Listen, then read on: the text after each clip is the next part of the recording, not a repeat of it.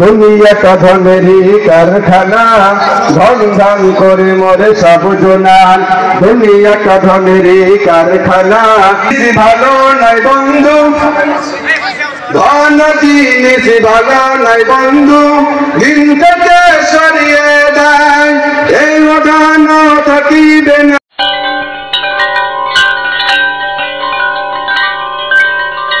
সাইদ ভাইয়ের মা, মুগ্ধ ভাইয়ের মা, ইয়ামিন ভাইয়ের মা, নাহিদ ভাইয়ের মা।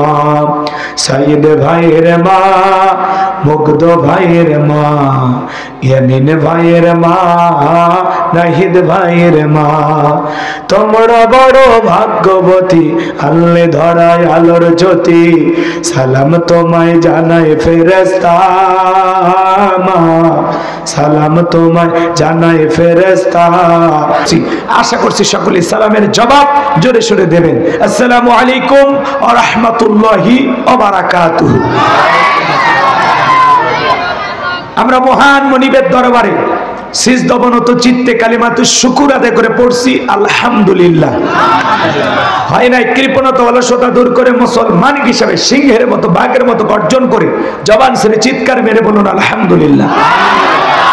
পড়ুন রব্বানা লাকাল হামদ হামদান কাসীরান তাইয়িবান মুবারাকান ফি। লক্ষ কোটি দরুদ সালাম মানবতার শ্রেষ্ঠ বন্ধু বিশ্বনবী বিশ্বনেতা, যে নবী আইয়ামে জাহিলিয়াতের যুগে আগমন করে অসভ্য মানুষগুলোকে সভ্য বানিয়েছেন, অভদ্র মানুষগুলোকে ভদ্র বানিয়েছেন, সেই নবীর প্রতি দরুদ সালাম সকলেই পড়ুন সাল্লাল্লাহু আলাইহি ওয়াসাল্লাম। সম্মানিত ভাইরা আমার, ভূমিকায় কোনো কথা বলার সুযোগ নেই, আমি ডাইরেক্ট আলোচনা করতে চাই। আজকের মাহফিলে আসতে পেরে বসতে পেরে আপনারা খুশি না বেজার? কারা কারা বেজার দুই হাত তুলে দেখেন। কি আপনারা বেজার? মাঝে মাঝে দুই একজন হাত তুলতে চায়। শুধু জোশ থাকলে হবে না, জোশের সাথে হুশও থাকা লাগবে। আজকের মাহফিলে আসতে পেরে বসতে পেরে কারা কারা খুশি, মুখে নিয়ে হাসি আওয়াজ দেবে বেশি। আল্লাহ নামের এমন একটি স্লোগান দেবেন, এলাকায় যদি কোনো ইসলাম বিরোধী উই পোকা, সার পোকা, তেলা পোকা থাকে, ওদের কলিজায় যেন কম্পন সৃষ্টি হয়। আমার আওয়াজ তুলতে রাজি আছেন যারা, বীর মুসলমানের মতো দুটি হাত টান টান করে তুলে দেখান তো তারা। লিল্লাহি তাকবীর, আল কোরআনের আলো, আল হাদিসের আলো, দুনিয়ার মুসলিম, সারা বিশ্বের মুসলিম, আমার নেতা তোমার নেতা, লিল্লাহি তাকবীর, আল কোরআনের আলো, আল হাদিসের আলো, দুর্নীতির আলো। হাত নামা। অনেকে ঝোঁকে তালে বলেই ফেলেছেন দুর্নীতির আলো ঘরে ঘরে জ্বালো। বাংলাদেশে দুর্নীতি দমন কমিশন আছে না নাই? এরপরে দুর্নীতি কমেছে নাকি ডিজিটাল খাতে বেড়ে চলেছে?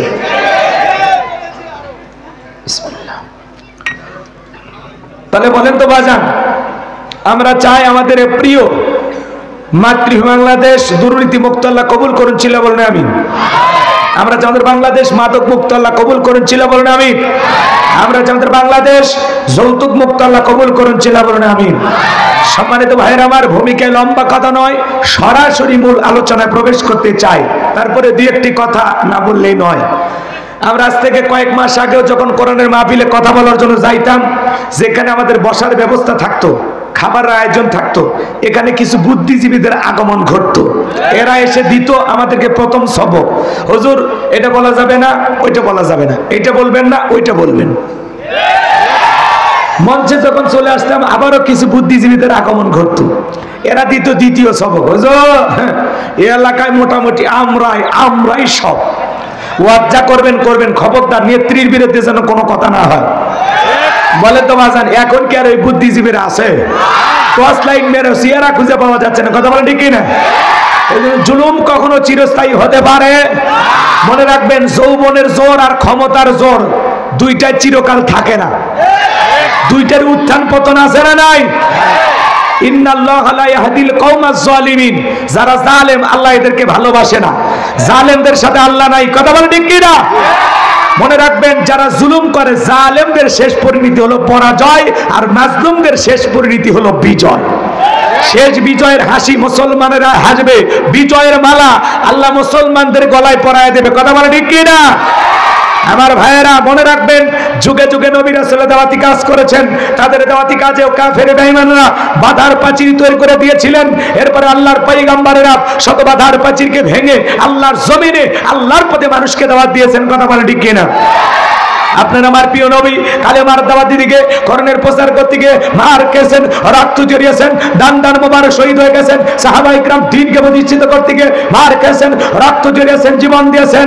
ও বাংলার মুসলমান, 1971 সালে এদেশের মাটির জন্য, এদেশের স্বাধীনতার জন্য আপনার আমার পূর্বপুরুষেরা যদি জীবন দিতে পারেন, রক্ত দিতে পারেন, 2024 সালে স্বৈরাচার জালেমকে বিদায় করে দেওয়ার জন্য এদেশের 2000-এরও বেশি মানুষ যদি রক্ত দিতে পারেন, জীবন দিতে পারেন, ও চাঁপাইনবাবগঞ্জের মুসলমান, যদি কখনো ডাক আসে আল্লাহর জমিনে আল্লাহর দ্বীনকে প্রতিষ্ঠিত করার জন্য, যদি প্রয়োজন হয় বিবির কাছ থেকে বিদায় নিয়ে, সন্তানদের কাছ থেকে বিদায় নিয়ে, মাথায় কাফনের কাফর বেঁধে আল্লাহর জমিনে আল্লাহর দ্বীনকে প্রতিষ্ঠিত করার জন্য, কোরআনের সমাজ ব্যবস্থা কায়েম করার জন্য নবীদের মতো, সাহাবায়ে কিরামদের মতো কারা কারা বুকের তাজা রক্ত দিতে রাজি? তুই হাত তুলে আল্লাহকে দেখা।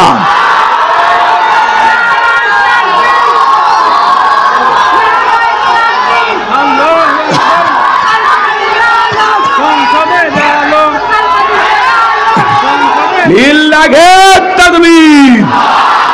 হাত সোজা করেন, টান টান করে হাত তোলেন। মাঝে মাঝে হাত দেখা দেখা যায়, 2 হাত সোজা করার শক্তি নেই। আপনি পুরুষ মানুষ, দুধ, ডিম, ভিটামিন, ক্যালসিয়াম মাঝে মাঝে কিনে খাবেন। একেবারে দুর্বল হলে চলতে পারবেন না। হাত সোজা করেন, সোজা করেন, কেউ হাত নামাবেন না। আমার আল্লাহ রাব্বুল আলামিন বলেন, ইন্নাল্লাহা আশতারা মিনাল মুমিনিনা আনফুসাহুম ওয়া আমওয়ালাহুম বিআন্না লাহুমুল জান্নাহ। সূরা তাওবার 111 নম্বর আয়াতে আল্লাহ রাব্বুল আলামিন জানিয়ে দিয়েছেন, নিশ্চয়ই মুমিন বান্দাদের জান মাল আমি আল্লাহ ক্রয় করে নিয়েছি, বিনিময়ে দেব জান্নাত। বলুন সুবহানাল্লাহ। তাহলে বলেন তো বাজান, আপনার আমার জীবনের মালিক কে? এই চাঁপাইনবাবগঞ্জের তরুণ যুবকেরা ভালো করে বলো তো, এই জীবনের মালিক কে? প্রেম করবার প্রেমিকাকে পার্কে নিয়ে যা ডায়লগ দেবা, এ জীবন তোমার, তুমি শুধু আমার। ওরে হাইব্রিড যুবক, এই জীবনের মালিক কে? আপনার আমার সম্পদের মালিক কে? আল্লাহর দেয়া জীবন, আল্লাহর দেয়া সম্পদ আল্লাহর পথে খরচ করতে রাজি আছেন তো মুসলমান? রাজি আছেন তো ইনশাআল্লাহ? বাম হাত নামান, শুধু ডান হাত তুলে রাখেন, শুধু ডান হাত। আল্লাহ রাব্বুল আলামিন বলেন, ইল্লা সাহাবাল ইয়ামিন ফি জান্নাতি ইয়াতাসালুন। ডানপন্থী যারা জান্নাতের বাগানে থাকবে তারা, ডানপন্থী যারা আল্লাহর প্রিয় তারা। বলুন আল্লাহু আকবার। সূরাটির নাম কাউসার। জোরে বলেন কি নাম? কাউসার। মোট আয়াত আছে 3টি, রুকু আছে 1টি। বিশ্বনবীর মক্কার জিন্দেগিতে আল্লাহ তাআলা এই সূরাটি নাজিল করেছেন। কোরআনুল কারীমের 108 নম্বর সূরা। তাহলে আমার কথা কি বুঝতে পারছেন? সূরার নাম কি? একটু জোরে বলেন, আরো জোরে। জোরে হলো না। হ্যাঁ, মিছিল করে অভ্যাস করেন। 16 বছর মিছিল করতে পারেননি, সামনে কিন্তু মিছিল করাই লাগবে বাজান। ঠিক আছে, খালি সাথে থাকেন আপনারা। বড় ভাই আছেন তো? নামটা ভুলে গেলেন। আব্দুর রাকিব, আব্দুর রাকিব রহমানি ভাই, উনিও আছেন। আপনার নাম কি? আল আমিন ভাই। আপনি তো ওয়াজ করছেন, আল্লাহর বিশ্বাসী বান্দা। ঠিক আছে, খালি পাশে থাকবেন, হ্যাঁ, একটু সাপোর্ট দেবেন। বাইরের মানুষ তো ভয় লাগে। ঠিক আছে, রাগ করতেছেন আপনারা? আগে বলতাম কিছু আছে প্যান্ডেলে, কিছু আছে অ্যাঙ্গেলে। এখন আর অ্যাঙ্গেলে না, যা বলবো সব ডাইরেক্ট। অ্যাঙ্গেলে বলার দিন শেষ, ডাইরেক্ট বলার বাংলাদেশ। আমি করবো আওয়াজ, আপনারা দেবেন আওয়াজ, জবাব দিবেন ঠিক ঠিক। আলোচনা হবে কমপ্লিট, শ্রোতাদের স্পিরিটে বাড়ে, বক্তার হিট, আলোচনা হবে জায়গা মতো ফিট। সহযোগিতা করতে পারবেন তো ইনশাআল্লাহ? তাহলে তাকবীর দেন, লিল্লাহি তাকবীর। তাহলে জবান ছেড়ে সবাই তিলাওয়াত করুন। আউযু বিল্লাহি মিনাশ শাইতানির রাজিম। বিসমিল্লাহির রাহমানির রহিম। বিতাড়িত মোর্দাত শয়তানের কাছ থেকে আল্লাহ পাকের কাছে আশ্রয় প্রার্থনা চাচ্ছি। পরম করুণাময় সীম দয়ালু আল্লাহ তাআলার নামে শুরু করছি। সূরার নাম কাউসার সবার মুখস্থ আছে না বাজান? একটু তিলাওয়াত করেন। যে জিনিস যত বেশি জানবেন চর্চা কমে না বাড়ে? সূরা কাউসারের তাফসীর আপনারা যেভাবে জানেন হয়তোবা আমি সেভাবে জানি না। আজকে আমি যেভাবে বলবো হয়তোবা আপনারা শোনেন নাই। কথায় আছে না, এক একটা ফুলের এক একটা সুঘ্রাণ। খালি শোনেন, মজা পরে টের পাবেন। 12টা 15 মিনিট পার হওয়ার পরে যদি ওয়াজ ভালো না লাগে আপনার বিকাশ নাম্বার দিবেন, আপনার যাতায়াত গাড়ি খরচ আমি দিয়ে দেব। কিন্তু 12টা 15 মিনিটের পরে এই মন্তব্য করা লাগে। ওয়াজ পুরোটা শুনে আগে মন্তব্য করলে হবে? ওই 5 মিনিট শুনে উঠে যায়, চা খাবেন আর ফুকাবেন আর করবেন, এলে ওয়াজ হলো। ওই আলগা সোতার দরকার নাই, ওয়াজ আগে শোনেন। ভালো না লাগলে টাকা ব্যাক দিয়ে যাব। কি রাগ করছেন? তাহলে শুরু করবো তো ইনশাল্লাহ। আমার জন্য একটু দোয়া করবেন তো ইনশাল্লাহ। আমার কোনো জ্ঞান নাই, জ্ঞান দেওয়ার মালিক কে? ক্বালু সুবহানাকা লা ইলমা লানা ইল্লা মা আল্লামতানা ইন্নাকা আনতাল আলিমুল হাকিম। বলুন সুবহানাল্লাহ। জ্ঞান দেওয়ার মালিক কে? সে আল্লাহর কাছে দয়া করুণা ভিক্ষা চেয়ে আপনাদের দোয়া নিয়ে শুরু করলাম। সবাই আমার সঙ্গে তেলাওয়াত করুন।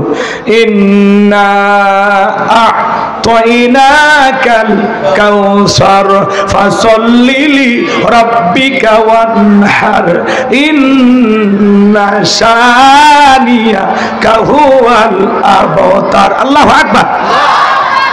যে কোনো সূরা বা আয়াতের তাফসীর করতে হলে কোন প্রেক্ষাপটে কোন সময় আল্লাহ তাআলা সেই সূরাটি বা আয়াতটি নাজিল করেছেন, সেই নাজিলের প্রেক্ষাপট জানা দরকার আছে না নাই? আরবিতে বলা হয় শানে নজুল। যদি শানে নজুল আলোচনা করা হয় তাহলে তাফসীর বুঝতে সহজ হয়। তাহলে সূরা কাউসার আল্লাহ তাআলা তার নবীজির উপরে, আপনার আমার প্রিয় নবীর উপরে কোন সময় কোন প্রেক্ষাপটে নাজিল করেছেন, আমি কি একটু নাজিলের সময়কালটা তুলে ধরবো? বলবো? সময় দিতে পারবেন তো ইনশাআল্লাহ? তাকবীর দেন, লিল্লাহি তাকবীর। আমার ভাইয়েরা, নবীর প্রিয় সাহাবী হযরতে আনাস রাদিয়াল্লাহু তাআলা বলেন, আমি তাকায় দেখি নবীজি কাবার হাতিমে হেলান দিয়ে বসা। নবীজির মনটা ভীষণ খারাপ, মুখটা মলিন, চোখের কোনা দিয়া অশ্রু ঝরতেছে। হযরতে আনাস ডেকে বলেন, কিছুটা সময় অতিবাহিত হয়ে যাওয়ার পরে আমি তাকায় দেখি আমার নবীজি মুস্কি মুস্কি হাসতেছেন। বলুন সুবহানাল্লাহ। হযরতে আনাস বলে, নবী গো, এই মাত্র দেখলাম মনটা খারাপ, মুখটা মলিন, চোখের কোনা দিয়ে অশ্রু ঝরতেছে, আবার কেনই বা মুস্কি মুস্কি হাসেন? আমার নবী কেন কাঁদেন, কেন হাসেন? এর পিছনে রহস্য আছে না নাই? নবীজির কান্না করার কারণ হলো নবীজির কলিজার টুকরা ছেলে সন্তানগুলো জন্ম নেয় আর এক এক ছেলে সন্তানগুলো মারা যায়। আবুল কাসেম মারা যায়, আবু তাকের মারা যায়, ইব্রাহিম মারা যায়। বাবা হিসাবে নবীর মনেও কষ্ট লাগে কিনা? ছেলেগুলো হয় আর এক একে মারা যায়, একটা ছেলেও জীবিত থাকে না। নবীজির কাছের চাচা নাম হলো আবু লাহাব, ডেকে বলে, ভাতিজা, তোমার বংশী ভাতিজা কেউ থাকলো না, তুমি একটা লেজ কাটা, তুমি একটা নির্বংশ, তুমি একটা হাত খুঁড়ে, জোরে কর নাউজুবিল্লাহ। যদিও রসুলের 4-4টা কন্যা সন্তান জীবিত ছিল, কিন্তু ছেলেগুলো জন্ম নেয় এক একে মারা যায়। তাহলে কাছের মানুষদের উচিত বিপদের দিনে সান্ত্বনা দেওয়া, কিন্তু নবীর চাচা আবু লাহাব এতটাই খারাপ, সান্ত্বনা দেওয়া তো দূরের কথা। বলে, ভাতিজা, তোমার বংশী ভাতিজা কেউ থাকলো না। এই কথাগুলো বলে নবীকে নিয়ে ঠাট্টা বিদ্রুপ করে। মনে রাখবেন, আবু জেহেলের চাইতে আবু লাহাব বেশি খারাপ। কারণ আবু জেহেলের নামে আল্লাহ সূরা দেয়নি, আবু লাহাবের নামে সূরা দিয়েছে। শুধু আবু লাহাব খারাপ না, আবু লাহাবের বউও খারাপ। কথা কয় না? মনোযোগ দিয়ে কথাগুলো শুনবেন আমার ভাইয়েরা। যে কথা বলতে চাচ্ছিলাম, বিশ্বনবী মুহাম্মদ রাসূলুল্লাহ সাল্লাল্লাহু আলাইহি সাল্লাম ছেলেগুলো জন্ম নেয় আর এক একে মারা যায়। এজন্য নবীজির মনটা ভীষণ খারাপ। বিশ্বনবীর ছেলেগুলো কেন শিশুকালে মারা গেল? একটা ছেলেও কেন যৌবন পর্যন্ত জীবিত থাকলো না? অনেক পয়গাম্বরের সন্তান আল্লাহ তাআলা দুনিয়াতে পাঠিয়েছিলেন, তারা প্রাপ্ত বয়স হওয়া পর্যন্ত জীবিত ছিল, যৌবন পর্যন্ত জীবিত ছিল, কিন্তু নবীজির একটা ছেলেও কেন জীবিত থাকলো না? আল্লাহ তাআলা কেন তাদেরকে শিশুকালে উঠিয়ে নিলেন? এর পিছনে কারণ আছে না নাই? নবীজির ছেলে সন্তানগুলো শিশুকালে বিদায় নেওয়ার পিছনে কারণ আছে 3টি। জোরে বলেন, কয়টি? নবীর উম্মত হিসেবে জানতে মনে চায় না নবীর ছেলেগুলো কেন মারা গেল? কি সেই রহস্য, কি সেই 3টি কারণ? কারা কারা শুনবেন হাত তুলে দেখান। লিল্লাহি তাকবীর। হাত নামান। যদি আমি 3টি কারণ আলোচনা শুরু করি তাহলে 3 নম্বর আয়াতের আলোচনা করা লাগবে। আমি কি 1 নম্বর আয়াত বাদ দিয়ে 3 নম্বরে যাব, নাকি আস্তে আস্তে শুরু করা যাক? ধৈর্য আছে তো? নবীর সম্মান মর্যাদা নিয়ে আলোচনা করতে হবে।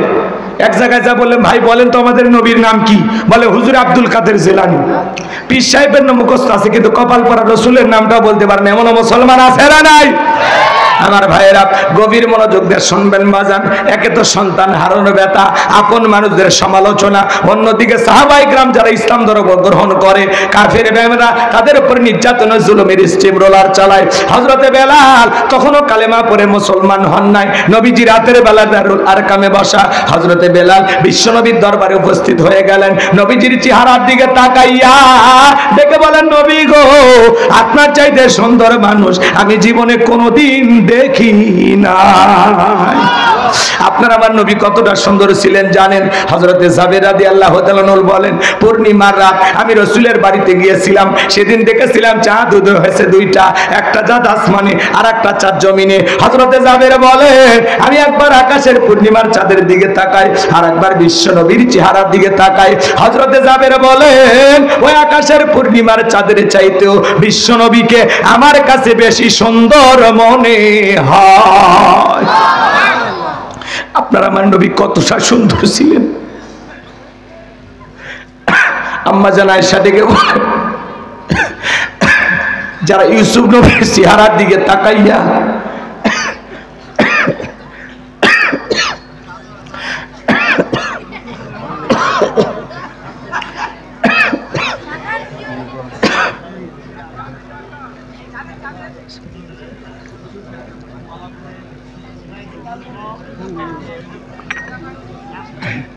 মিশরের নারীরা ফল কাটতে গিয়ে আঙ্গুল কেটে ফেলে দিয়েছিল। ওরা যদি আমার বিশ্বনবীর চেহারার দিকে তাকাইতো, শুধুমাত্র আঙ্গুল নয়, আঙ্গুল কাটতে কাটতে, হাত কাটতে কাটতে কখন যে নিজের কলিজা কেটে দুফাক করে দিত, মুহূর্তের জন্য টের পাইতো না। আপনার আমার নবী এতটাই সুন্দর। আম্মা জান আয়েশা বলেন, ও দুনিয়ার মানুষ, তোমাদের একটা সূর্য আছে, আমি আয়েশার একটা সূর্য আছে। তোমাদের সূর্য উদয় হয় দিনের বেলায়, আর আমি আয়েশার সূর্য উদয় হয় রাতের বেলায়। আম্মা জান আয়েশা একদিন সেলাইয়ের কাজ করতেছিলেন, হাত থেকে সুইটা পড়ে গেল। বাতিতে কোনো তেল ছিল না, বাতি জ্বালাইতে পারলেন না, অপেক্ষায় বসে থাকলেন। বিশ্বনবী যখন এশার সালাত আদায় করার পরে সর্বপ্রথম ঘরে প্রবেশ করে আম্মা জান আয়েশাকে নবীজি সালাম দিলেন। নবী ঘরে ঢুকে স্ত্রীকে কি দিলেন? জোরে বলেন। নবীর উম্মত হিসাবে আপনার আমার ঘরে আমল চালু থাকার দরকার আছে না নাই? বাড়িতে যাব, ওকে সালাম দিবেন, আসসালামু আলাইকুম রহিমা, কেমন আছো সোনা? ঘরের দরজাটা খোলো না, আমি তোমার লিটনের বাপ, তোমার দিওয়ানা। বউ খুশি হয়ে দরজা খুলবে, কথা বলেন। কিন্তু আপনার আমার ব্যবহার এত মিষ্টি না। ঘরের দরজা যা চিৎকার মেরে ডাক দেয়, এ রুবেলের মা, এ দরজা খোল। বেশি দেরি হলে দরজা ভাঙে ফেলে দিয়া তোর পিঠের উপর আজ কি যে হবি রে। ভিতর থেকে বউ বলে, এটা স্বামী না সেকেন্ড আজরাইল। কথা কয় না, কথা কয় না। বাড়িতে যাবো, ওকে সালাম দিবেন। সালাম আছে যেখানে শান্তি আছে সেখানে, সালাম আছে যেখানে সমাধান আছে সেখানে। স্বামী স্ত্রীর মধ্যে সালাম আদান প্রদান হলে একে অপরের প্রতি শ্রদ্ধা, ভক্তি, বিশ্বাস, ভালোবাসা বেড়ে যায়। আল্লাহু আকবার বলেন। তাহলে সালাম আদান প্রদান করবেন তো ইনশাল্লাহ? করবেন তো ইনশাল্লাহ? আল্লাহ কবুল করুন, জোরে বলুন আমিন। এক জায়গায় ওয়াজ করলাম, ভাই বলেন তো বউকে সালাম দেবেন তো ইনশাল্লাহ? এক যুবক বলে, হুজুর বউকে সালাম দিতে গিয়ে শরম লাগে। আমি তখন বললাম, তুমি বিয়ে করছো? কি কোন হুজুর, 3 সন্তানের বাপ আমি তখন বললাম, স্ত্রী সহবাসের একটা দোয়া আছে, তুমি কি জানো? কয় দোয়া হুজুর, ওটা দোয়া পড়ার টাইম। কথা কয় না। বউ সালাম দিতে গিয়ে শরম লাগে, আর এদিকে 3টা বাচ্চার বাবা হয়ে যায়। তোমার শরম যদি বেশি হইতো, তোমার বউয়ের তো বাচ্চা হওয়ারই কথা না। কথা কয় না? তার মানে এটা শরম না, ওটা হলো শয়তানি। কথা বলে ঠিক কি না? বাড়িতে যাব, ওকে সালাম দিবেন। লোকজন যদি না থাকে, বউয়ের হাতটা ধরে মুসাফা। কার হাত? এ যুবক, বউ নাই তো কথা বলো না কেন? এই যারা নাই তারা আফসোস করো না, হবে হবে। আমাদেরও হয়েছে, তোমাদেরও হবে। কবে হবে সেটা দেখা যাবে। রাগ করতেছেন? তাহলে বইয়ের হাত ধরে মুসাফা। জোরে বলেন, কার হাত? বইয়ের হাত। পাশের বাড়ি ভাবির হাত না, ধরলে ঝাঁটা দিয়ে ফিটাবে। বইয়ের হাত ধরে মুসাফা করবেন। একেবারে যদি ময়দান ফাঁকা থাকে কোলাকুলি সেরে নেবেন। স্বামী স্ত্রীর মধ্যে যদি সালাম আদান প্রদান হয়, তাদের দাম্পত্য জীবনের ওপরে রহমত নাজিল করবেন তিনি কে? রসুলের 4টি সুন্নত প্রত্যেকটা স্বামী স্ত্রী যদি আমল করে, তাদের দাম্পত্য জীবনে কোনোদিনও অশান্তি থাকবে না, সম্পর্ক মৃত্যু পর্যন্ত টিকে থাকার গ্যারান্টি। কয়টি সুন্নত? জোরে বলেন না। এই 4টি সুন্নত কি কি শুনবেন? স্লোগান শোনেন না? আপনি কি দাম্পত্য জীবনে অসুখী? বুঝেন নাই? বুঝেন নাই? জীবনে অনেক সমস্যা, ঘরে জ্বালা বাইরে জ্বালা, জীবন হয়েছে ফালা ফালা, শান্তি নাই হুজুর। তাহলে শান্তি পেতে হলে 4টি সুন্নত আমল করতে হবে। জোরে বলেন কয়টি? এই 4টি সুন্নত কি কি শুনবেন? কারা কারা একটু হাত তোলেন তো দেখি। লিল্লাহে তাকবীর। আপনারা যদি 4টি সুন্নত নিয়ে এখনই আলোচনা শুরু করি, আলোচনা এলোমেলো হয়ে যাবে। অতএব একটু ধৈর্য নিয়ে বসেন, শেষের দিকে মনে করা দিবেন, বলার চেষ্টা করব ইনশাআল্লাহ, যদি আপনাদের সময় থাকে। সম্মানিত ভাইয়েরা আমার, চলেন সামনের দিকে যায়। আমি যে কথা বলতে চাচ্ছিলাম, আম্মা জান আয়েশা ডেকে বলেন, নবীজি সালাম দিয়ে ঘরের ভিতরে প্রবেশ করার কারণে নবীজির চেহারার আলোতে সুইটা কই পড়ে আছে আমি পরিষ্কার দেখতে পেয়েছি। আর একটু জোরে বলেন না সুবহানাল্লাহ। নবীর সম্মান মর্যাদা কত জানেন? যে নবী হা বললে তামাম পৃথিবীবাসীর জন্য আল্লাহ পাক হালালে পরিণত করে দেয়, যে নবী না বললে তামাম পৃথিবীবাসীর জন্য আল্লাহ পাক হারামে পরিণত করে দেয়। জমিনে পথ চললে আসমানের মেঘ এসে ছায়া প্রদান করে, বলুন সুবহানাল্লাহ। যেই নবীর চেহারার উপরে মশা মাছি পড়া হারাম, নবী যে যখন ঘেমে যেতেন, আম্মা জানেন রাসূলের দিকের ঘামগুলো সুগন্ধি হিসাবে শিশির ভিতরে জমা রাখতেন, আর রসুলের দেগের ঘামগুলো বিশেষ দিনে সুগন্ধি হিসেবে ব্যবহার করা হতো, বলুন সুবহানাল্লাহ। হযরতে আনাস বলেন, নবীজির দেগের ঘামের চাইতে দামি সুগন্ধি জীবনে কোনোদিন আমি আমার নাকে পাইনি। সুবহানাল্লাহ বলবেন না? নবী থুথু নিক্ষেপ করলে সেখান থেকে সুগন্ধি বের হইতো। সুবহানাল্লাহ বলেন। যে নবী আসমানের চাঁদের দিকে ইশারা করলে চাঁদ 2 টুকরো হয়ে যায়, জমিনে পাপ তুললে মাওলা পাকের আরশে আজিমে পৌঁছে যায়। যে ছাগলের স্তনে দুধ নাই, রসুলের হাতটা লেগে গেলে দুধে পরিপূর্ণ হয়ে যায়। যে খাবার 2-3 জন মানুষ খাবে, ওই খাবারে বিশ্বনবীর হাতটা লেগে গেলে দুধে, ওই খাবার শত শত মানুষ খেয়েও যেমন খাবার তেমনি থাকে, বলেন সুবহানাল্লাহ। যে নবীর চেহারার দিকে তাকাইলে পেটের ক্ষুধা নিবারণ হয়ে যাইতো, সুবহানাল্লাহ বলেন। সেই নবীর কাছে হযরত বেলাল, কথা মনে আছে না ভুলে গেছে? আমার ভাইয়েরা, হযরতে বেলাল ডেকে বলে, নবী আমার একটু কালিমা পড়ে মুসলমান বানায় দেন। বিশ্বনবী পড়া দিলেন, লা ইলাহা ইল্লাল্লাহু মুহাম্মাদুর রাসূলুল্লাহ সাল্লাল্লাহু আলাইহি ওয়াসাল্লাম। হযরতে বেলাল কালেমা পড়ে মুসলমান হয়ে গেল। নবী আমার ডেকে বলে, বেলাল কালেমা পড়ে মুসলমান হয়েছো, আপাতত প্রকাশ করা যাবে না। কথা কয় না? আপাতত প্রকাশ করা যাবে না, কারণ ইসলামের অবস্থা এখন ভালো না। আজ তামাম পৃথিবীর দিকে তাকায় দেখেন, তামাম পৃথিবীর জালেম বেঈমানরা ঐক্যবদ্ধ হয়েছে ইসলাম আর মুসলমানকে মুছে ফেলে দেওয়ার জন্য। কথা বলেন ঠিক কি না? আজ ফিলিস্তিনের জমিনে মুসলমানের রক্ত নিয়ে খেলা করে নেতানিয়াহু। মনে রাখবেন, যাদের হাতে মুসলমানের রক্ত লেগে আছে, নমরুদ ফিরাউনের জীবনের পরিণতি যেমন হয়েছে, ওদের জীবনের পরিণতি তাই হবে। কথা বলেন। আজও চীনের উইঘুরে মুসলমানদেরকে হত্যা করা হয়, মুসলমানদের মসজিদগুলো ভেঙে ফেলে দেওয়া হয়। আজও কাশ্মীরে মুসলমানদের রক্ত নিয়ে খেলা করা হয়। আজও গরুর গোশত খাওয়ার অপরাধে ভারতে মুসলমানদেরকে হত্যা করা হয়। তামাম পৃথিবীর জালেমেরা চায় ইসলাম আর মুসলমানকে মুছে ফেলতে। বলেন তো বাজান, ইসলামকে জমিন থেকে বিদায় করে দেওয়ার ক্ষমতা কার আছে? ইসলামের সুইচ কার হাতে? ইউরিদুনা লিতুফিউ নূরাল্লাহি বিআফওয়াহিহিম ওয়াল্লাহু মুতিম্মু নূরিহি ওয়ালাউ কারিহাল কাফিরুন। সূরা সফের ভিতরে আল্লাহ পাক জানিয়ে দিলেন, তামাম পৃথিবীর কাফেরা চাই মুখের ফুৎকারে দিনের আলোকে, ইসলামের আলোকে, কোরআনের আলোকে নিভায় দিতে। আমার আল্লাহ বলেন, আল্লাহু মুতিম্মু নূরিহি, এই জমিনে দিনের আলোকে, কোরআনের আলোকে, ইসলামের আলোকে আমি আল্লাহ পাক প্রতিষ্ঠিত করেই ছাড়বো। যদিও কাফির বেঈমানদের অন্তরে কত ধরনের জ্বালা যন্ত্রণা হোক না কেন। কথা বলেন ঠিক কি না?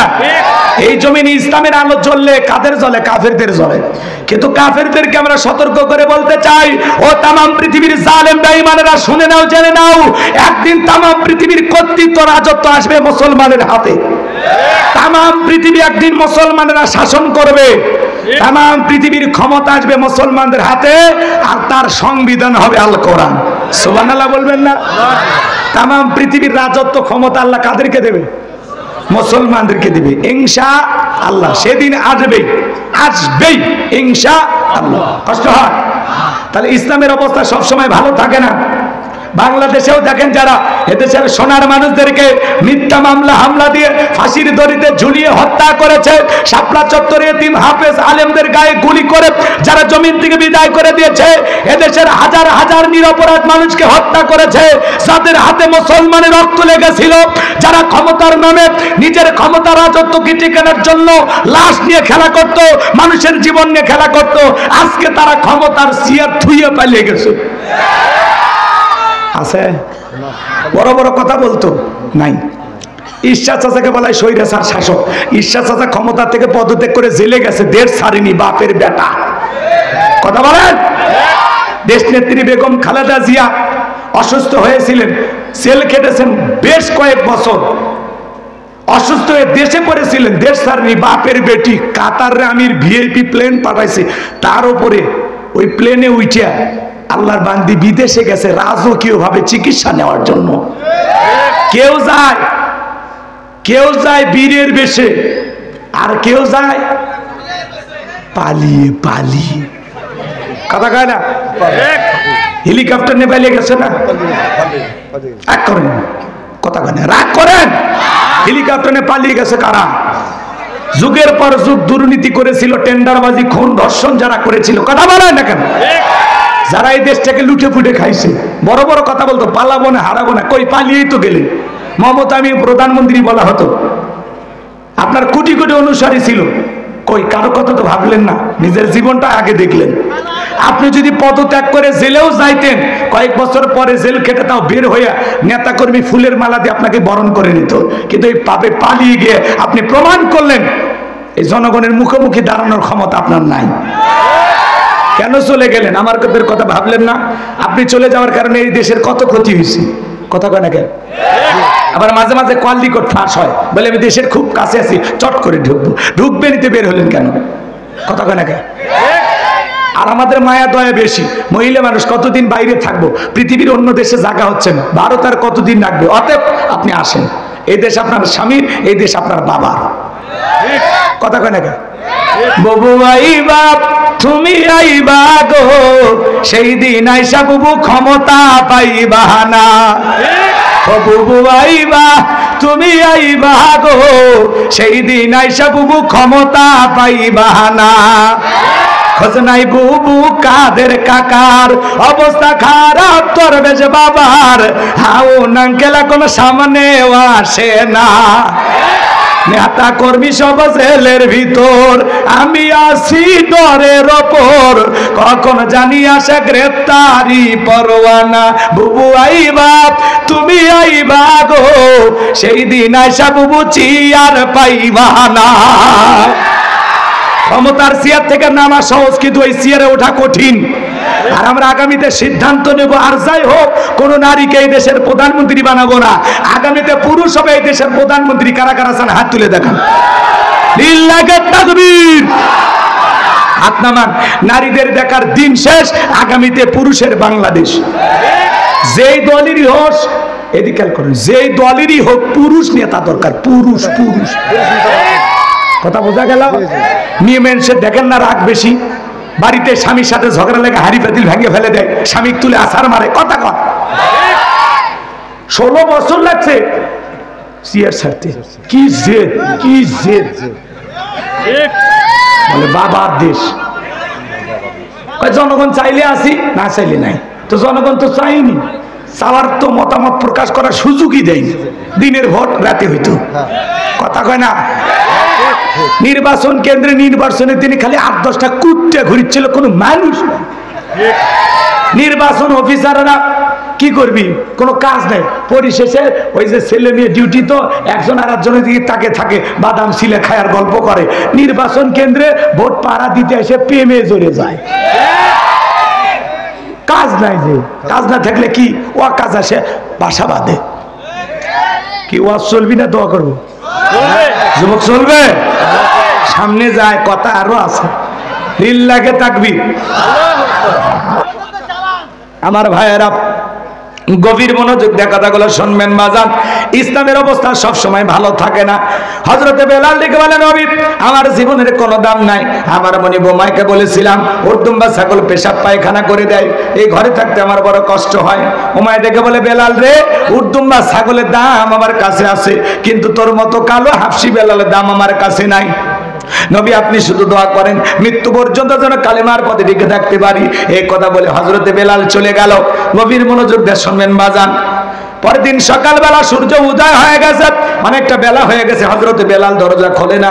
অন্যান্য চাকর যারা আছে নালিশ নিয়ে চলে গেছে ওমায়ের কাছে, যা বলে নেতা এখন পর্যন্ত বেলাল দরজা খোলে নাই, তাই নাকি? বলে হ্যাঁ ঠিক আছে চলো যাই। দরজায় ডাক দেয়, এ বেলাল দরজা খোল। হযরতে বেলাল দরজা খোলে না, জোরে করে ধাক্কা মারছে। যখন দরজা খুলে গেছে তখন এইবার ওমায়ে তাকায় দেখে যে রাত্রিতে হযরত বেলাল কালেমা পড়ে মুসলমান হয়েছে, ওই রাত্রিতে উট্টুম্বা ছাগলের কাছে কোনো পেশাব পায়খানা নাই। জোরে বলেন সুবহানাল্লাহ।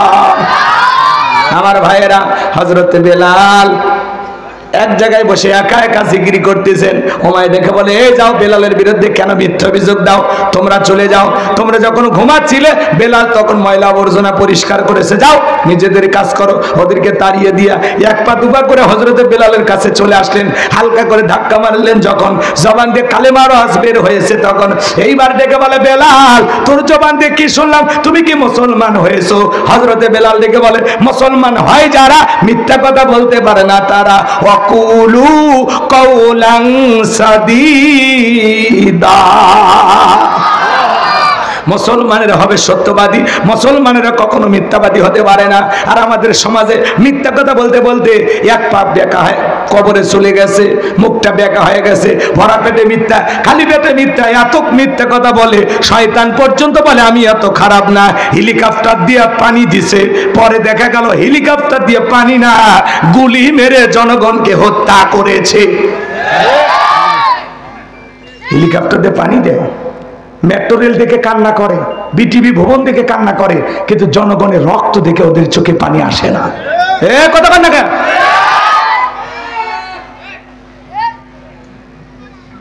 মেট্রো রেল আবার তৈরি করা যাবে, কিন্তু একটা শহীদ আবু সাইদকে ফেরত পাওয়া যাবে? আপনাদের অভিনয় মানুষ বোঝে না, বোঝে না। আমরা কি বোকা আসিয়া 2025 সালে আছি এখন, আর বোকা নাই, এখন সব বুঝি আমরা কে কোন অ্যাঙ্গেলে কথা বলে। কথা বলেন। চলেন আমার ভাইয়েরা সামনের দিকে যায়। এইবার ওমাইয়াটাকে বলে, বেলাল উট্টুম্বা ছাগলের মালিক বানা দেব, থাকার জন্য ভালো ঘরের ব্যবস্থা করব। হযরতে বেলাল ডেকে বলে, ওমাইয়া পার্থিব সম্পদের বিনিময়ে বেলাল তার ঈমান বিক্রি করবে না। এইবার ডেকে বলে, বেলাল শুনে নাও, জেনে নাও, তুমি যদি আমার কথা না শোনো বড় নেতা আবু জেলকে খবর দেব। হযরতে বেলাল ডেকে বলে, কোন বড় নেতা ছোট নেতা এখন কাউকে কোনার টাইম নাই। আমি দুনিয়ার কোন আবু জেলকে ভয় করি না, আমি ভয় করি আমার আল্লাহকে। একটু জোরে বলেন আল্লাহু আকবার। এইবার দৌড়ে চলে গেল ওমায় আবু জেলের বাড়িতে, যা বলে, নেতা সংবাদ খুব খারাপ, আমার বাড়ি কি তোদের বেলাল কালেমা পড়ে মুসলমান হয়েছে, তাই নাকি? বলে হ্যাঁ ঠিক আছে যাও আমি আসতেছি। আবু জেলের সাঙ্গ পাঙ্গ ক্যাডার মাস্তান ছিল, যাদের কাজই হলো মুসলমানদের উপর নির্যাতন জুলুম চালানো। আজও তাকায় দেখবেন বাজান, জালেমদের বিশেষ একটা বাহিনী থাকে, যাদের কাজই হলো টুপিওয়ালা দাড়িওয়ালা আলেমদের উপর নির্যাতন জুলুম চালানো। কথা বলেন ঠিক কিনা? আজও দেখবেন জালেমেরা ক্ষমতা টিকে থাকার জন্য এদেশের নিরীহ আলেমদের উপর নির্যাতন জুলুম চালায়। মনোযোগ দিয়ে কথাগুলো শুনবেন বাজান। আমি গুনাহগার যে কথা বলতে চাচ্ছিলাম, হৃদয়ের কান পেতে কথাগুলো শুনে যান। আবু জেল তার সাঙ্গ পাঙ্গ ক্যাডার মাস্তান নিয়া ওমায়ের বাড়িতে হাজির হয়ে গেল।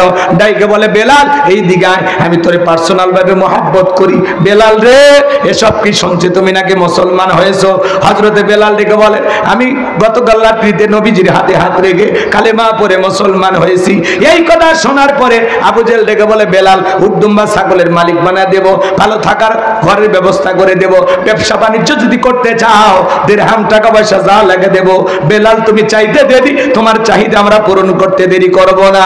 হযরতে বেলাল ডেকে বলে, আবু জেল রে, দুনিয়ার সব সম্পদ যদি আমি বেলালকে দিতে চাও, দুনিয়ার সব সম্পদ ছাড়তে রাজি, কিন্তু আমি বিশ্ব নবীর কালেমা ছাড়তে রাজি নাই। বলুন আল্লাহু আকবার। বেলালের মতো যারা খাঁটি ইমানদার এদেরকে টাকা দিয়ে কেনা যায় না। মুনাফিক মার্কা মুসলমান যারা টাকার কাছে বিক্রি হয় তারা টাকা সেই দিকে ওদের ফতুয়া সেই দিকে, টাকার জোরে ওদের ফতুয়া ঘরে। টাকা পাইলে বাতিলের পাঁচ আটা গোলাম হয়ে যায়। কথা বলেন আছে না নাই? আছে না নাই? টাকা পাইলে বৈধকে অবৈধ বলে ফতুয়া দেয়, অবৈধকে বৈধ বলে চালিয়ে দেয়। এক প্যাকেট বিরিয়ানি পাইলে কয় ম্যাডাম আপনি জান্নাতি। এরকম হুজুর আছে না নাই? বেলালের মতো যারা খাঁটি ইমানদার হাসতে হাসতে ফাঁসির দড়িতে ঝুলবে, জালেমের কাছে মাথা নত করবে না। রাগ করেন নাকি আপনারা? এইবার শুনে নেন, আবু জেহেল দেখে বলে বেলাল এত বড় লোভনীয় প্রস্তাব দিলাম রাজি হইলা না, সোজা আঙ্গুলে ঘিউ না উঠলে আঙ্গুলে একটু বাঁকা করা লাগবে। এই কথা বলে যুবকদের লিলি দিল, চাবুক দিয়ে পিটাও। হযরতে বেলালকে চাবুক দিয়ে পিটাইতে পিটাইতে কালো চামড়া গুলো ফেটে রক্ত ঝরতেছে। বাজান ওরা যত জোরে চাবুক মারে বেলাল তত জোরে আল্লাহর নামের জিকির করে। চাবুক দিয়ে পিটাইতে পিটাইতে পিটাইতে কালো চামড়া গুলো ফেটে রক্ত ঝরতেছে। আবু জেহেল দেখে বলে বেলাল মারতে মারতে কালো চামড়া গুলো ফেটে রক্ত ঝরতেছে, তারপরে কি নবী মুহাম্মাদের কালেমা ছাড়বি না? হযরতে বেলাল দেখে বলে আবু জেহেল রে মারতে মারতে যদি মেরেও ফেলে দাও জীবনটা দিতে রাজি, নবীজির কালেমা ছাড়তে রাজি নাই। আল্লাহু আকবার। আমার ভাইয়েরা এইবার আবু জেহেল দেখে বলে যুবকের দল বেলালের পায়ে রশি লাগাও। হযরত বেলালের পায়ে রশি লাগায়া আরবের উত্তপ্ত গরম বালিতে উঠের পায়ের সাথে বেঁধে ছেঁচড়ে ছেঁচড়ে এনে ঘোরা হলো। আরবের বালিগুলো এত গরম চাল দিলে মুড়ি হয়ে যায়, এত উত্তপ্ত ফুটান্ত গরম বালি। বাজান বাবলা গাছের কাঁটাগুলো জিহ্বার ভিতরে পেরেকের মতো মারা গেলো।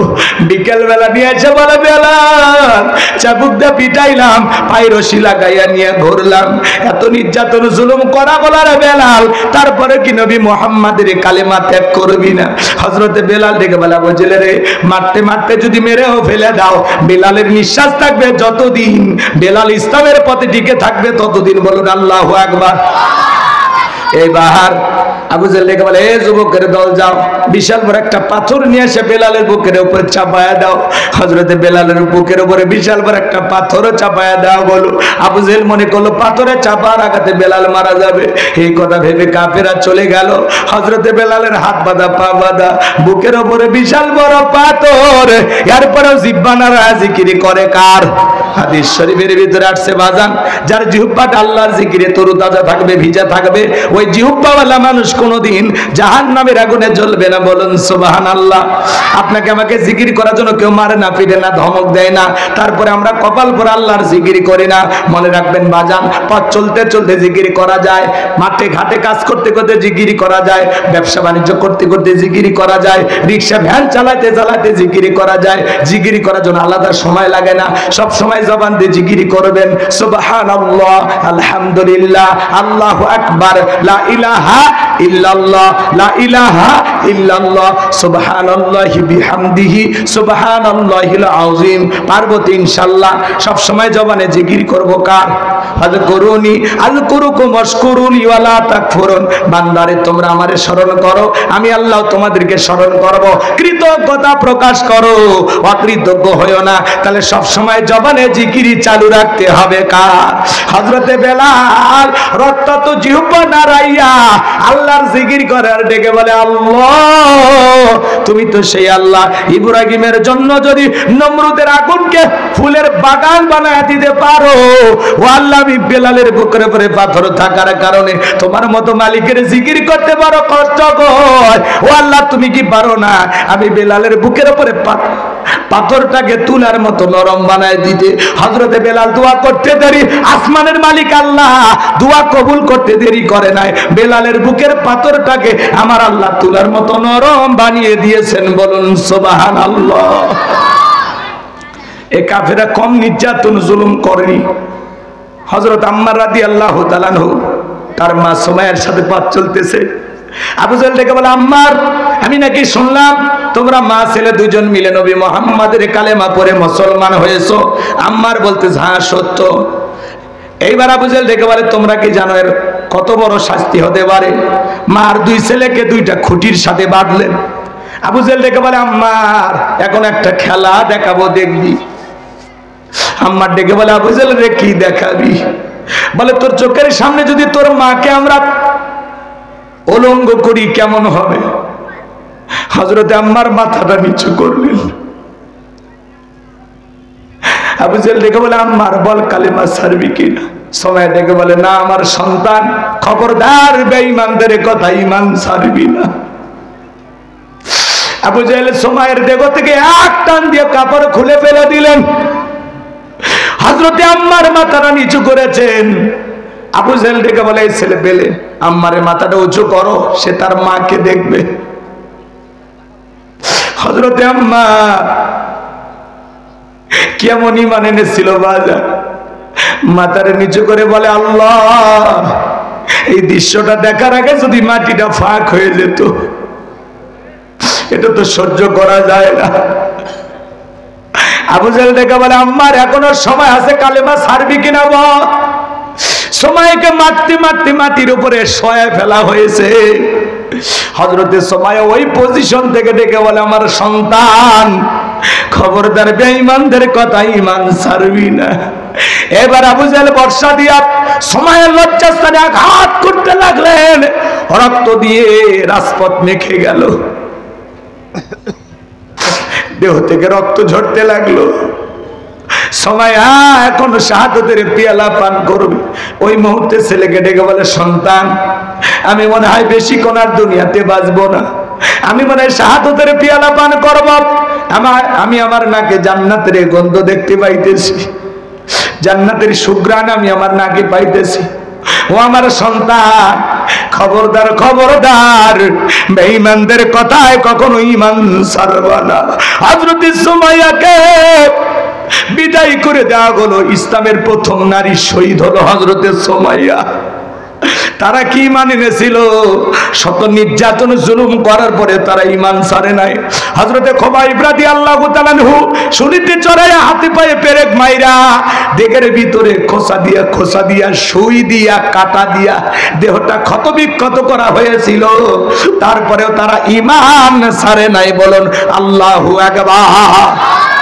ঘটনাগুলো বলতে গেলে লম্বা লাগবে, এত লম্বা সময় আপনার হাতেও নাই আমার হাতেও নাই। নবী আমার ডেকে বলে আবু বকর বেলালের নির্যাতন জুলুমের কথা আমার আর সহ্য হয় না, যাও যাও তুমি আমার বেলালের জন্য একটা কিছু করো। হযরত আবু বকর সিদ্দিক রাদিয়াল্লাহু তাআলা আনহু কয়েকগুণ দাম বেশি দিয়া গোলামীর জীবন থেকে হযরত বেলালকে আজাদ করলেন, মুক্ত করলেন। বলুন আল্লাহু আকবার। এই যখন ইসলামের অবস্থা, একদিকে সন্তান হারানোর ব্যথা, আপন মানুষদের সমালোচনা, অন্যদিকে সাহাবায়ে কেরামদের উপর নির্যাতন জুলুম, এই জন্য নবীজির মনটা ভীষণ খারাপ, মুখটা মলিন, চোখের কোণা দিয়ে অশ্রু ঝরতেছে। নবীর যখন মন খারাপ, নবীকে সান্ত্বনা দেওয়ার দায়িত্ব কার? এটা চিল্লায় বলেন না কার? আমার আল্লাহ ডেকে বলে জিবরাইল আমার বন্ধুর মা নাই বাবা নাই, আমি স্যার আমার বন্ধুর কেউ নাই রে জিবরাইল। আমার বন্ধুর মনটা হয়েছে ভারী, আমি আল্লাহ সইতে নাহি পারি। লাহু মাহফুজ থেকে সূরা কাউসার নিয়ে যায় আমার বন্ধুর উপরে নাজিল করা তাড়াতাড়ি। বলেন সুবহানাল্লাহ। নবী আমার মুস্কি মুস্কি হাসেন আর ডেকে বলেন আনাস আমার মনটা কেন খারাপ, আমার কষ্টের কারণটা কি তোমরা জানো? কিন্তু আমার মুস্কি হাসি দেওয়ার কারণ হলো এই মাত্র আসমান থেকে জিবরাইল এসে আমার উপরে সূরা কাউসার নাজিল করলো। বিশ্বনবী তখন সাহাবায়ে কেরামদের সামনে হাসতে হাসতে তেলাওয়াত করে শুনিয়ে দিলেন। সবাই জবান ছেড়ে পড়ুন ইন্না আ'তাইনাকাল কাউসার ফাসাল্লি লিরাব্বিকা ওয়ানহার ইন্না শানিয়াকা হুয়াল আবতার। আল্লাহু আকবার। কষ্ট হয়, বিরক্ত হইতেছেন আমার ভাইয়েরা? কথাগুলো একটু মনোযোগ দিয়ে শুনবেন বাজান। আল্লাহ তাআলা জানিয়ে দিলেন ইন্না আ'তাইনাকাল কাউসার, অবশ্যই আমি আল্লাহ পাক আপনাকে হাউজে কাউসার দান করেছি।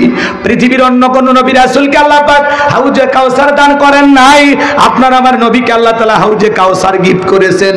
ইন্না আ'তাইনাকাল কাউসার। আল্লাহু আকবার। নিশ্চয়ই আমি আল্লাহ পাক আপনাকে হাউজে কাউসার দান করেছি। করিস সুবহানাল্লাহ। এই হাউজে কাউসারের পানি দুধের মতো সাদা, মধুর চাইতে মিষ্টি, পানির মতো ক্লিয়ার। ওই কঠিন কিয়ামতের ময়দানে যেদিন বিচার দিবস কায়েম হয়ে যাবে, বিচার দিবসের একদিন হবে 50,000 বছরের সমান। যেদিন সূর্য সোহাগ মাথার উপরে চলে আসবে, সূর্যের তাপে জমিনটা তামার জমিন হয়ে যাবে, পাহাড় পর্বত নদী ডালা খাল বিল্ডিং আমারত কোনো কিছু থাকবে না। কুল্লু মান আলাইহা ফান, এই পৃথিবীর জমিনের সবকিছু আল্লাহ তাআলা ধ্বংস করে দেবেন। ওই কঠিন কিয়ামতের ময়দানে বেঈমানদের জিহ্বা ঝুলে আসবে নাভি পর্যন্ত। ওই কঠিন কিয়ামতের ময়দানে আল্লাহ বলেন, ইয়াউমা ইয়াফিরুল মারউ মিন আখি ওয়া উম্মিহি ওয়া আবি ওয়া সাহিবাতিহি ওয়া বানি। যেদিন ভাই ভাইয়ের কাছ থেকে পালিয়ে যাবে, ভাইয়ের পরিচয় দেবে না। মা সন্তানের কাছ থেকে পালিয়ে যাবে, পিতামাতা সন্তানদের কাছ থেকে পালিয়ে যাবে, সন্তান পিতামাতার কাছ থেকে পালিয়ে যাবে, স্বামী স্ত্রীর কাছ থেকে পালিয়ে যাবে। ওই কঠিন কিয়ামতের ময়দানে আল্লাহর আরশের ছায়া ছাড়া আর কোনো ছায়া থাকবে না। ওই ছায়ার ভিতরে আল্লাহ পাক 7 শ্রেণীর মানুষকে ছায়া দান করবেন। এই আরশ, এদিকে খেয়াল করেন, আল্লাহর আরশের নিচে যেই 7 শ্রেণীর মানুষকে আল্লাহ তাআলা ছায়া দান করবেন, সেখান থেকে তারা কিয়ামতের ফাইনাল খেলা উপভোগ করবে। এটা হলো কিয়ামতের ময়দানে আল্লাহ তৈরি করা ভিআইপি গ্যালারি। সুবহানাল্লাহ বলবেন না? মানুষ দলে দলে পানি পানি বলে চিৎকার মারবে, নবীজির দিকে দৌড়াবে। নবী আমার তাকায় দেখবেন দলে দলে তার উম্মত আসতেছেন। কিছু উম্মতের সামনে আল্লাহ তাআলা পর্দার আবরণ তৈরি করে দিবেন। আমার নবী তখন ডেকে বলবেন, আল্লাহ সংখ্যায় আমি আমার অনেক উম্মতকে দেখতে পারলাম, কেন জানি সংখ্যাটা কমে গেল বুঝতে পারলাম না। আমার আল্লাহ তখন ডেকে বলে, বন্ধু পাইকারি দরে আপনি সবাইকে হাউজে কাউসারের পানি পান করাইতে পারবেন না। দুনিয়ার জীবনে 2টি অপরাধ করেছিল যারা, আজকে হাউজে কাউসারের পানি পাবে না। তারা জোরে বলেন কয়টি অপরাধ? বলবো ওই 2টি অপরাধ আপনার আমার ভিতরেও থাকতে পারে, জানা দরকার আছে না নাই? শোনেন ভালো করে বুঝবেন। আমার নবী তখন ডেকে বলবেন, আল্লাহ আমার উম্মতের কি অপরাধ? এদিকে খেয়াল করেন, গভীর মনোযোগ দিয়ে শুনবেন। নবীজির কাছে হাউজে কাউসারের পানি যদি পান করতে পারেন, হযরত আবু বকর পিয়ালাগুলো ভরা দিবেন, মাঝখানে দাঁড়িয়ে থাকবেন হযরত ওমর বিশ্বনবীর হাতে দিবেন, আর নবীজি তারা দূরের উম্মতকে খুঁজে খুঁজে হাউজে কাউসারের পানি পান করাবেন। রাসূলের হাতে এক পেয়ালা হাউজে কাউসারের পানি যদি পান করতে পারেন, জান্নাতে ঢোকা পর্যন্ত আপনারা তৃষ্ণা লাগবে না, তৃষ্ণা মিটে যাবে। বলুন সুবহানাল্লাহ। নবীজির হাতে কিয়ামতের ময়দানে রাসূল পেয়ালা নিয়ে দাঁড়িয়ে আছে। কারা কারা নবীজির হাতে হাউজে কাউসারের পানি পান করতে চান? হাত তুলে দেখান। আল্লাহ আসমান থেকে কুদরতির নজর দিয়ে তাকায় দেখো, এই চাপায়ের শত শত মানুষ। আল্লাহ তাআলা তোমার হাবিবের হাতে হাউজে কাউসারের পানি পান করতে চায়। আল্লাহ সেই সৌভাগ্য আমাদেরকে দান করুন। দয়ার নবীজির হাতে কিয়ামতের ময়দানে আল্লাহ আমাদের সবাইকে হাউজে কাউসারের পানি পান করা তৌফিক দান করুন। চিল্লা বলুন আমিন। আরেকটু জোরে বলুন আমিন। আরো একবার বলেন আমিন। হাত নামান। এই পানি চাইলেন আর পাইলেন অতই সহজ, কাজ করতে হবে না। কথা কয় না? আমি আপনাদের এলাকায় আসলাম, একটা ছেলের হাতে কিছু চকলেট দিলাম, দিয়ে বললাম, বাবা একটা পাতা পানি এনে আমার সামনে দাও। ওই ছেলেটা চকলেট পেয়ে মারছে দৌড়, মাঝখানে আচার খায় পুড়ে গেছে, হাঁটু চলে গেছে, রক্ত বের হয়েছে।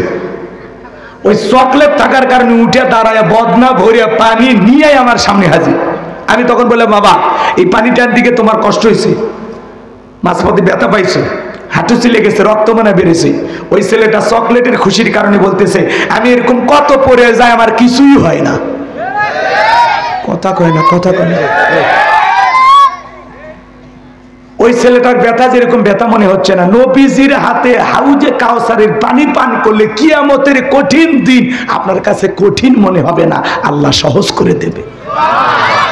নবীজির হাতে হাউজে কাউসারের পানি আর আল্লাহর আরশের নিচে ছায়া যদি ভাগ্যে জোটে, আপনি জান্নাতি। বলুন সুবহানাল্লাহ। শোনেন, পানি চাইলেই পাওয়া যাবে, একটু কষ্ট করা লাগবে না। ঠান্ডা পানি দিয়ে ওযু বানায় সালাত আদায় করতে হবে। কথা বলে ঠিক কিনা? হঠাৎ করে কেউ নামাজ ধরছি, পুরাতন মুসল্লি যারা নিয়মিত নামাজ পড়ে, এই নতুন মুসল্লি দিকে ঠাট্টা বিদ্রুপ করে। হ্যাঁ, সূর্য আজ কোন দিক উঠছে? উত্তর পাড়ার বাসা দিকে মসজিদে নামাজ পড়বি না 2 দিন পরে ছাইড়ে দিবি? ভাই এরকম বলে কি না বলে? এরকম বলে। ও চাচা, মুরব্বী, আপনি তো দাওয়াত দিয়ে 10 জনকে মসজিদে আনতে পারেন না। কেউ একজন হঠাৎ করে আসে, নামাজ পড়ে, 2 ওয়াক্ত পড়ুক আর 2 দিন পড়ুক, এটা তার ব্যাপার, তার হিসাব তাই দিবে।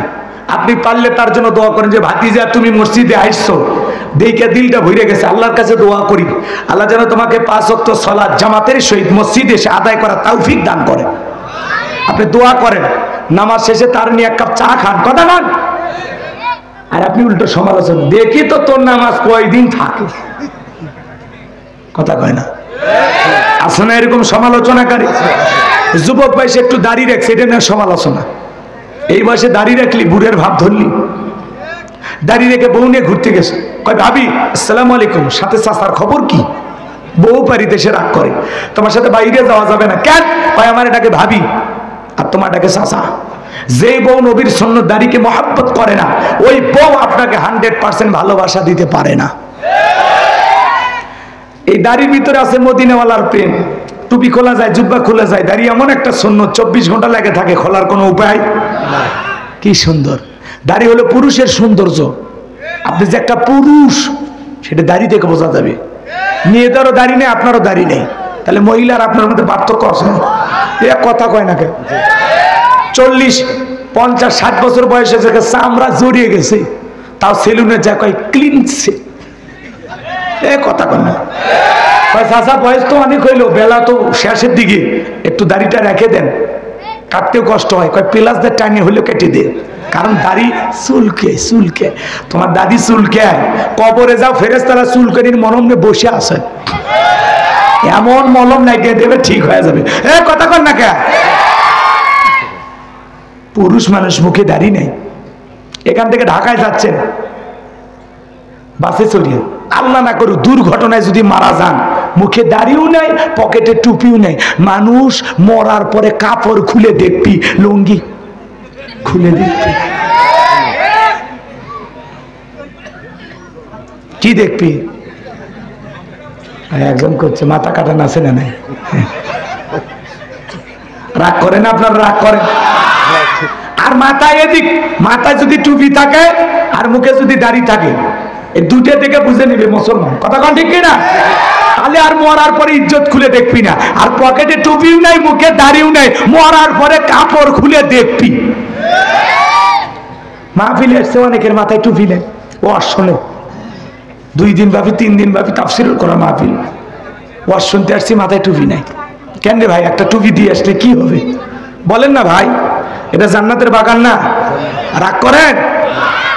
এরপরে টুপি পরবেন তো ইনশাআল্লাহ, মনে জান থাকে।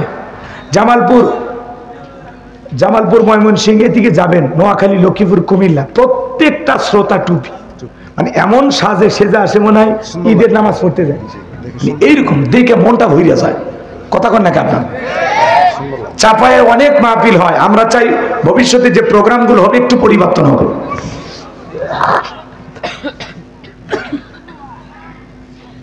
রাগ করতেছেন মনে হয় বাজান, গভীর মনোযোগ দিয়ে কথাগুলো শুনে যাবেন। আমি গুনাহগার যে কথা বলতে যাই বাজান, হাউজে কাউসারের পানি পান করতে গেলে কাজ করতে হবে 2টি। আল্লাহ যাদের হাত দিয়েছে 2টা আঙ্গুল তুলে বলেন তো কাজ করতে হবে কয়টি? 2টি। আরো জোরে, জোরে বলো না। 2টি কাজ কি আল্লাহ 2 নাম্বার আয়াতে বলেন? সবাই বলুন, ফাসাল্লিলি রাব্বিকা ওয়ানহার। বলেন ফাসাল্লিলি রাব্বিকা ওয়ানহার।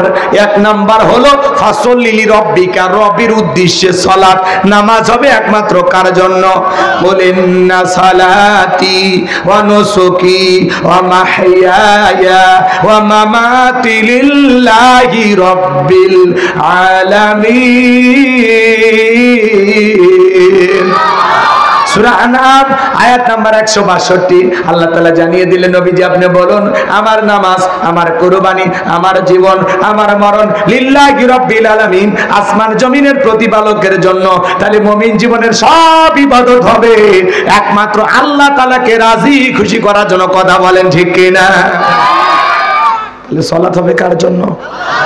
ফাসল্লি লিরাব্বিকা, রবের উদ্দেশ্যে সালাত। কদ আফলাহাল মুমিনুন আল্লাযীনা হুম ফি সালাতিহিম খাশিউন।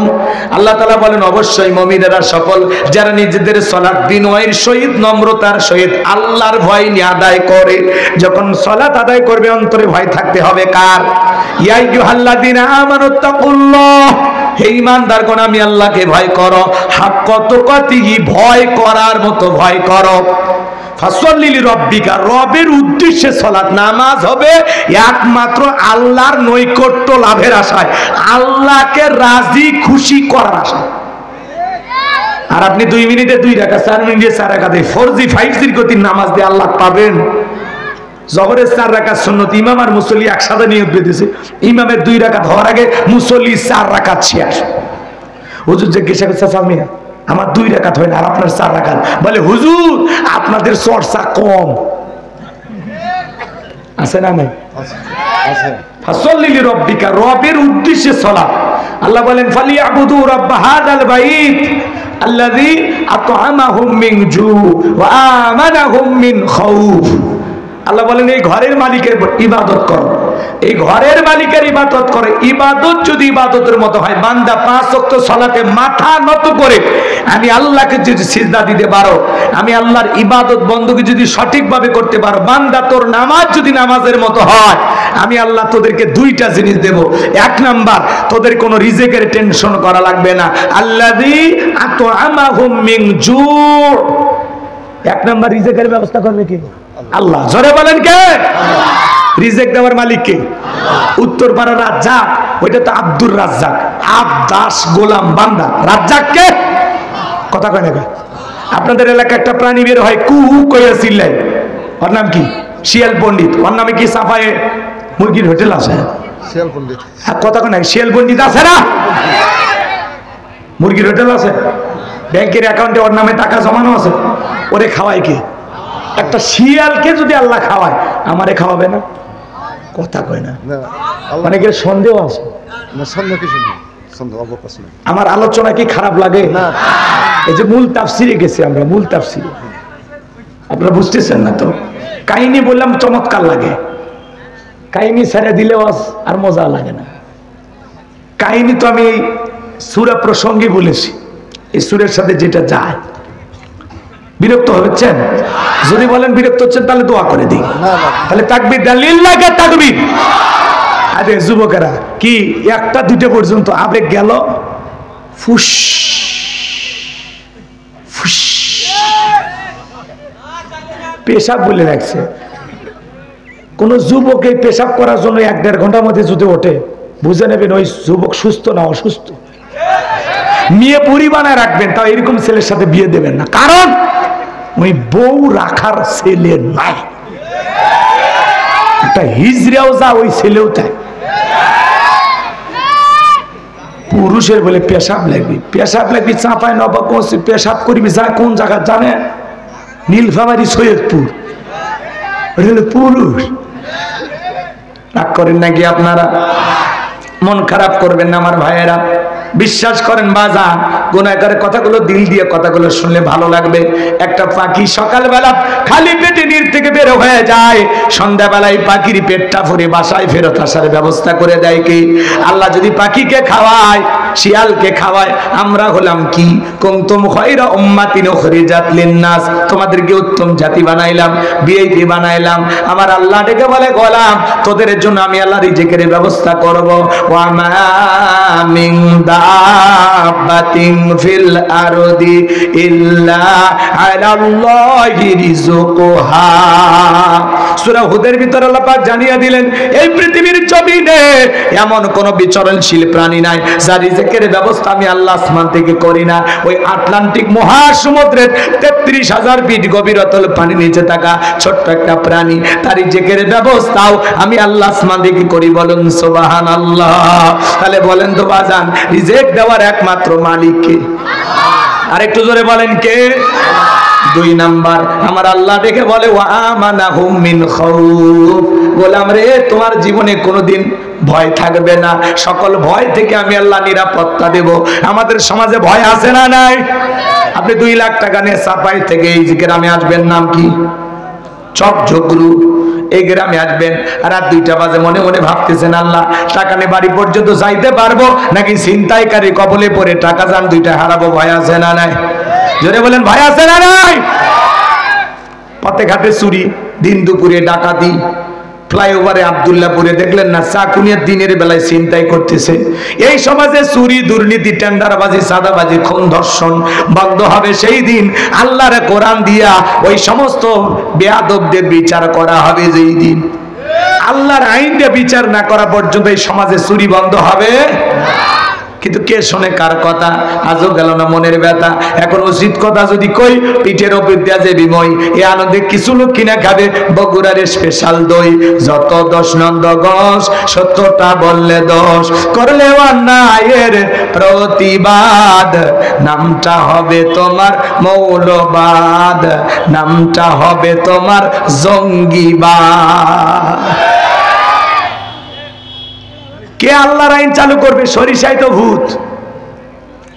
নেতা যদি আল্লাহর আইন চালু করে, আল্লাহ আজ থেকে 1500 বছর আগে আইন দিয়েছে কিভাবে চুরি বন্ধ করা যায়। চোর যদি চুরি করে, আল্লাহ কি বলেছেন? ওয়াসারিকু ওয়াসারিকাতু ফাকতাউ আইদিয়াহুমা জাযাআম বিমা কাসাবা নাকালাম মিনাল্লাহ।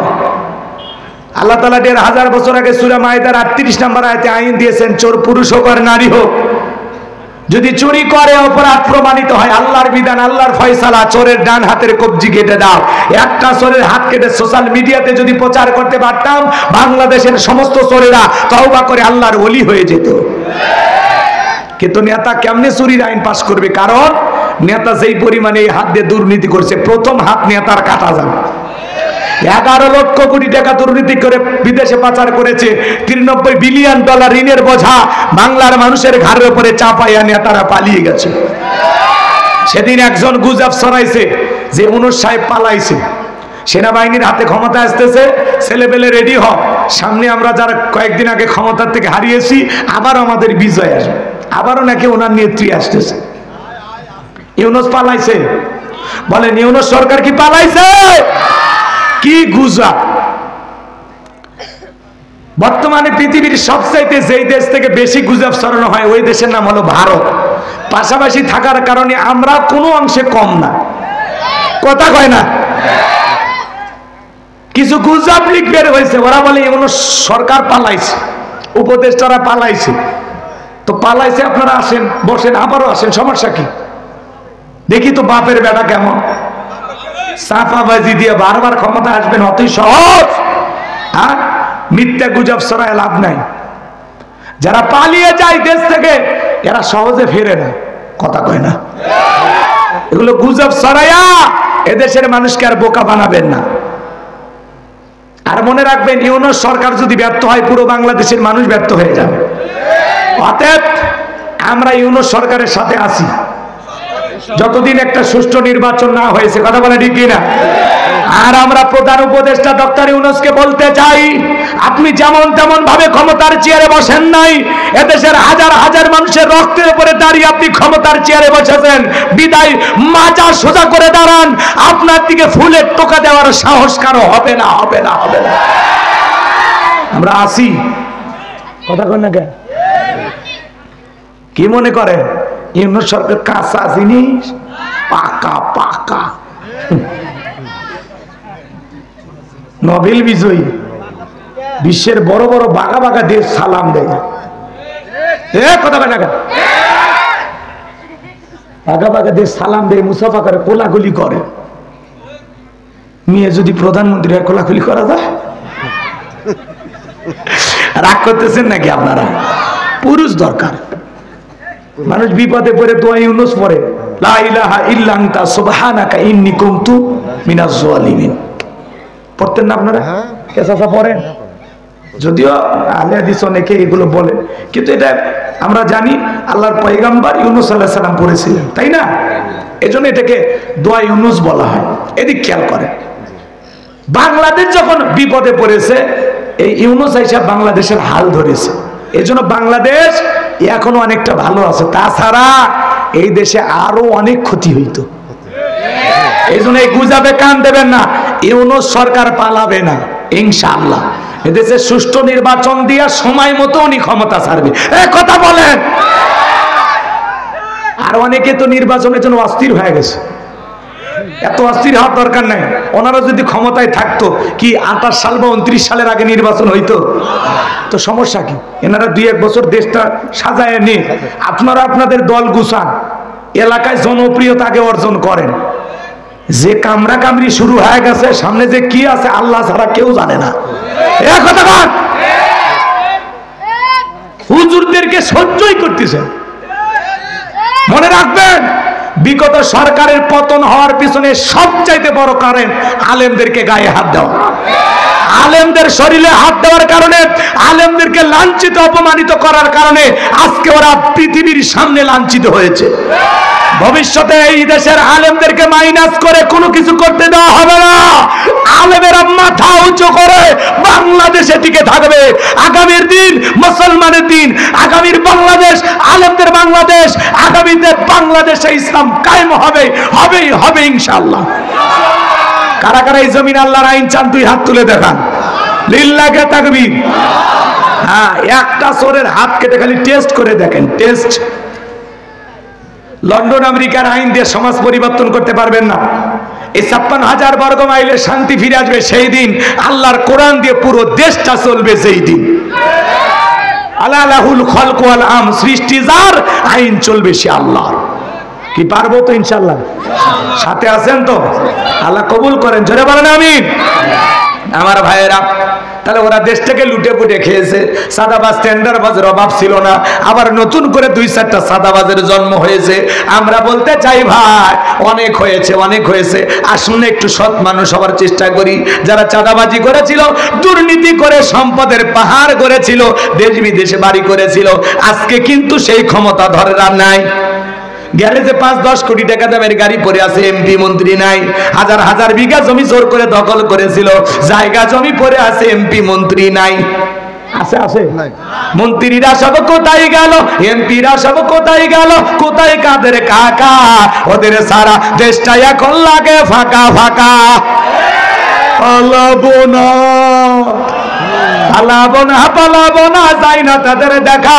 ওদের সারা দেশটা এখন লাগে ফাঁকা ফাঁকা। আইন মন্ত্রী আটকে গেল আইনেরই ফাঁকে, দাড়ি সারা দরবেশটারে ভণ্ড ভণ্ড লাগে। শুনেছি ভাই কত নেতা নেত্রী খাইতেছে ভাই ডান্ডা, বিচারপতি কালামানিকের ফাটিয়েছে নাকি আন্ডা। এটা আমার খবর না, মিডিয়ার খবর। এই বিচারপতি শামসুদ্দিন মানিক আল্লামা সাইদি হুজুরকে মৃত্যুদণ্ডের রায় দিয়েছিল। আমরা বলতে চাই, ওই একই ট্রাইব্যুনালে বিচারপতি মানিককেও মৃত্যুদণ্ডের রায় দিতে হবে। এই বিচারপতি মানিক বিচারকের নামে বিগত সরকারে 5 আটা গোলাম ছিল। আল্লাহ কলার পাতায় শোয়া রাখছে। আলেমদের বিরুদ্ধে তালিকা করেছিল 116 জনের, আমার রোল নাম্বার ছিল 23। আল্লাহ উল্টো আরেই করছে সাইজ। কথা ঠিক আছে? হলকের ঝলক গেল, হলকের ঝলক গেল, থামিয়ে নেটের চাকা। ওদের সারা দেশটা এখন লাগে ফাঁকা ফাঁকা। কোথায় গেল সংসদেতে মমতাজের গান? কোথায় গেল হযরত ওয়ালা শামীম ওসমান? 70 রাকাত তাহাজ্জুদ পড়তো, বিরাট বড় আল্লাহর ওলি দাবি করতে। 41 সাল পর্যন্ত টিকে থাকার স্বপ্ন দেখেছিল। 24 সালের 5 আগস্টে ভাগ্যে কি আছে আল্লাহর ওলিরা জানতো না। মাইক পেলে বলতে খেলা হবে, খেলা হবে। আজকে পুরো বাংলাদেশের মাঠ পড়ে আছে, কিন্তু ওই খেলোয়াড়ের নাই। আর একজনের শরীরই চলে না, তারপরে মুখ ভেলরে বলতো খেলা হবে।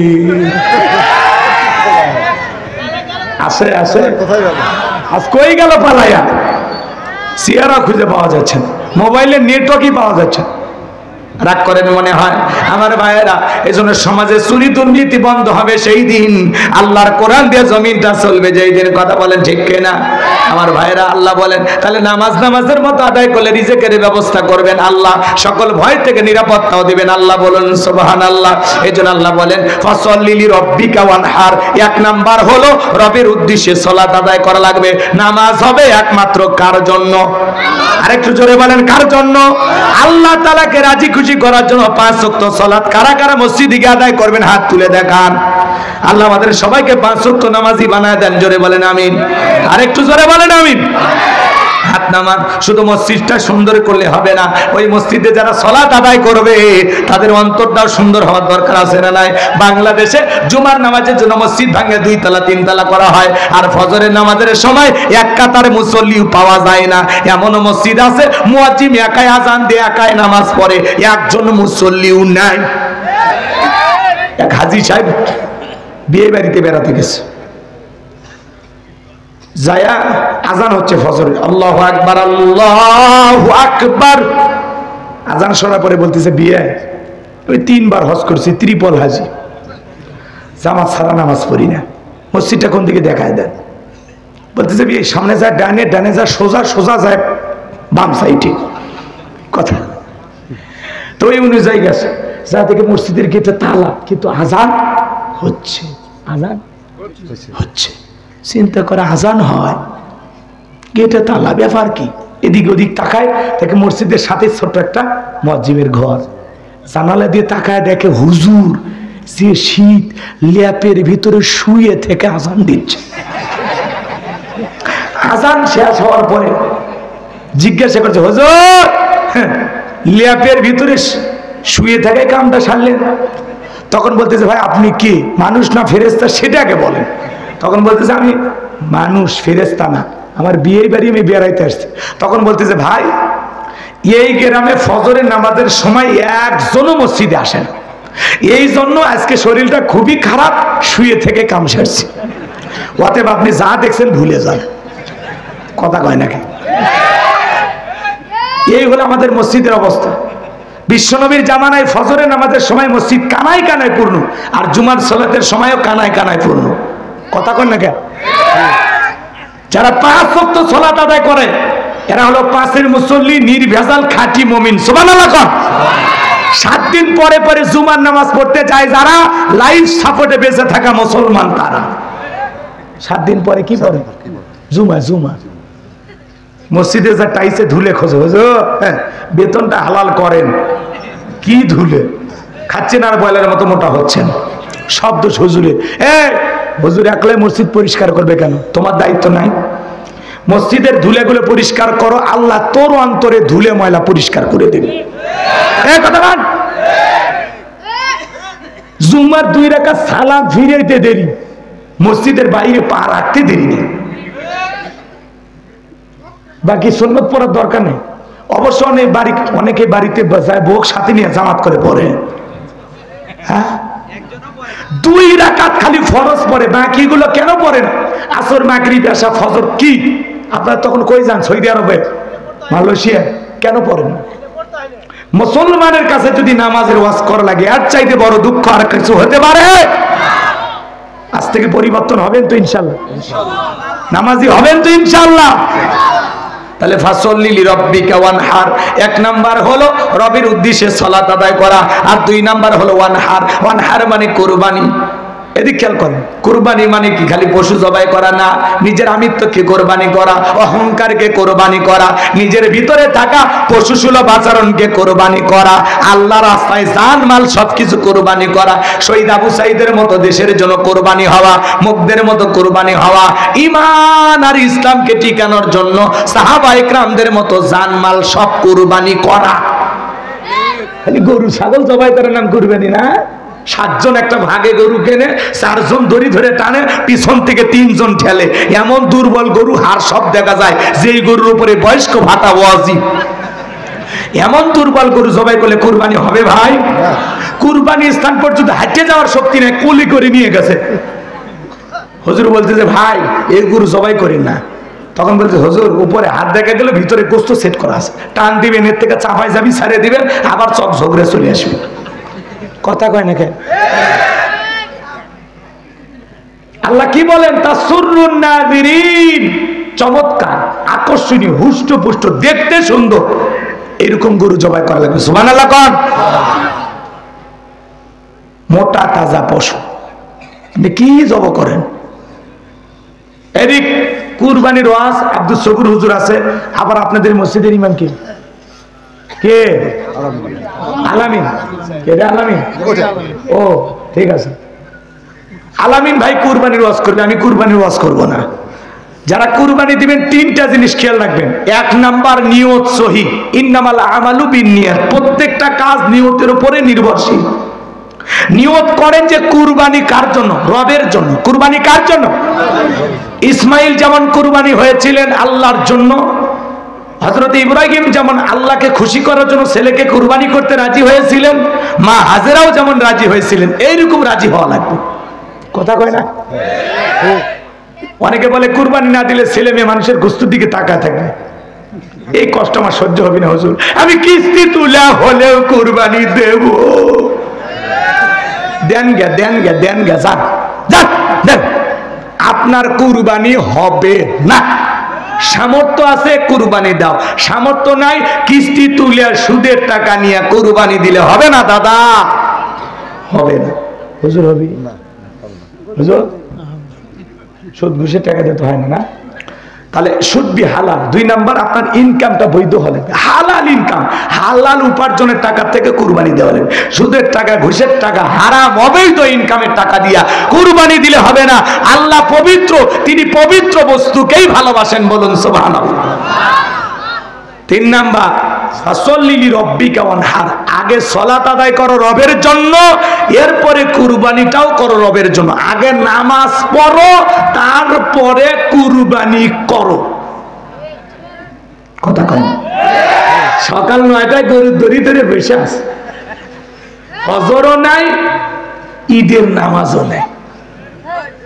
আবার হুজুর নামাজ পড়ে, হুজুর এত দেরি হলো, আমি যাইতে পারিনি হুজুর, খুব চেষ্টা করছিলাম, ঘুম ভাঙে না, একটু দেন, তাড়াতাড়ি দেন হুজুর, তাড়াতাড়ি জব করে দেন, অনেক কাজ আছে। কি বলেন? এই যে কোনো কাজে তাড়াহুড়ো কারা করে? যারা ওই কাজ করে না। উদ্দেশ্য হলো কি? নিজে খাবে, মানুষকে দেখাবে, এই জন্য কাজ করা। কথা কয় না? লোক দেখানো নামাজি আছে না, নতুন বিয়ে করেছে, শ্বশুর বাড়িতে গেছে, চিন্তা করে প্রথম আইলাম শ্বশুর বাড়ি, নামাজটা না পড়লে বদনাম হবে, অতএব যাই। কথা কয় না? নেতা নির্বাচনে ভোট চাইতে আসছে, আগামী তো যদি নির্বাচিত করতে পারেন, গাছ দেব, বিদ্যুৎ দেব, রাস্তাঘাট কালভার্ট ব্রিজ চাল আগে করে দেব, উন্নয়নের জোয়ারে ভাসিয়ে ডুবিয়ে মারবো ইনশাআল্লাহ। সরি সরি সরি, ভুল হয়েছে, উন্নয়নের জোয়ারে দেশ ভাসিয়ে দেব। এরকম চাপাবাজি দেয় না। হঠাৎ করে মসজিদে আজান হয়েছে, আল্লাহু আকবার আল্লাহু আকবার, তখন নেতা বক্তৃতা বন্ধ করে। এরা নেতা আজান শুনে বক্তৃতা বন্ধ করে, কিন্তু নামাজ পড়ে না। নির্বাচনে তাকে মাথায় টুপি, মুখে দাড়ি, গায়ে লম্বা পাঞ্জাবি, মনে আসমান থেকে জিবরাইলের খালাতো ভাই হাজির হয়েছে। নির্বাচনের আগে হুজুর সাজার চেষ্টা করে যারা, এরা হলো ধর্ম ব্যবসায়ী। মনে রাখবেন, এদেশের কোন আলেম ওলামা ধর্ম ব্যবসায়ী না। নির্বাচনের আগে মাথায় টুপি পরে জনগণের কাছে ভোট চাইতে হাজির হয় যারা, অরিজিনাল ধর্ম ব্যবসায়ী তারা। বড় বড় কথা বলেন না, আলেমদেরকে সহ্য হয় না। কোরআনের সাথে রাজনীতির কোনো সম্পর্ক নাই। যারা এই কথা বলবে আসলে কোরআনের সাথে তাদেরই সম্পর্ক নাই। নবী 10 বছর কি দিয়ে চালাইছে? বাংলাদেশের সংবিধান দিয়ে। কার সংবিধান দিয়ে? আল্লাহর কোরআনের সংবিধান দিয়ে। হযরত আবু বকর কি দিয়ে চালাইছে 2 বছর? এক কথা কর না কে? হযরত উমর 10 বছর কি দিয়ে চালাইছে? ওসমান 6 বছর কি দিয়ে চালাইছে? আলী কি দিয়ে চালাইছে? হযরত মুআবিয়া রাদিয়াল্লাহু তাআলা কি দিয়ে চালাইছে? হাজদেবে তোর জায়গা বানা না। আল্লাহ বলেন তিবিয়ানা লিকুল্লি শাই, মানব জীবন পরিচালনা করার জন্য রান্নাঘর থেকে পার্লামেন্ট পর্যন্ত যত নিয়ম নীতি দরকার দিয়েছেন বিশ্ব সরকার। আপনি মানেন না সেটা ভিন্ন কথা, অস্বীকার করবেন না, ঈমান থাকবে না। এ কথা বলেন না কেন? বড় বড় কথা, বাপরে বাপ। এই স্বাধীনতায় যে বুলি খুলছে তো এক একজনা, একেবারে বাপরে কোমর বেঁধে লেগে গেছে।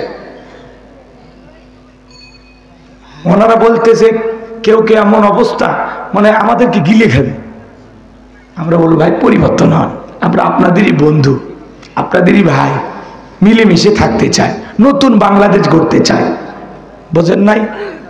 এমন বাংলাদেশ গড়বো যেখানে মারামারি থাকবে না, হিংসা থাকবে না, চেন্ডাবাজি চাঁদাবাজি থাকবে না, একটা শান্তির বাংলাদেশ। যদি আবারও চাঁদাবাজি টেন্ডারবাজি হয় তাহলে শহীদদের রক্তের সাথে বেঈমানি করা হবে। শহীদ যারা হয়েছেন তাদের আত্মা কষ্ট পাবে। আর চাই না চাঁদাবাজির দেশ। কি বলেন? রাত অনেক হয়েছে, কষ্ট হচ্ছে আপনাদের না বাজান? বিরক্ত হয়েছেন? তাহলে কুরবানি কার জন্য? পারবেন তো ইনশাআল্লাহ?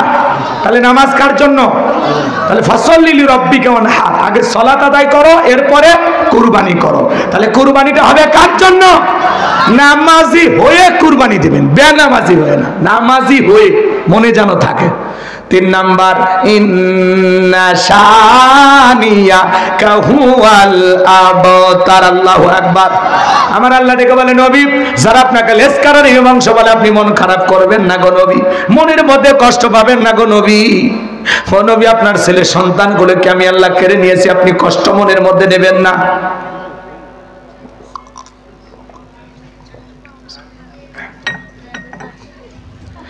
আপনার সন্তানগুলোকে আমি আল্লাহ তাআলা শিশুকালে উঠে নিয়েছে, যেন আপনি কষ্ট মনের মধ্যে নেবেন না। যারা আপনাকে লেসকারণের বংশ বলে গো নবী, এই পৃথিবীর জমিনে তাদের নাম নেওয়ার কেউ থাকবে না, ওদের বংশে বাতি জ্বালানোর কেউ থাকবে না।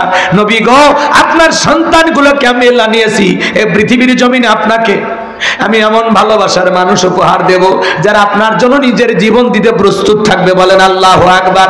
তাম পৃথিবীতে 700 কোটির উপরে মানুষ, এর মধ্যে 200 কোটি মুসলমান। আমরা সবাই নবীজির রুহানি সন্তান। সুবহানাল্লাহ বলেন। আমরা নবীজির কি সন্তান?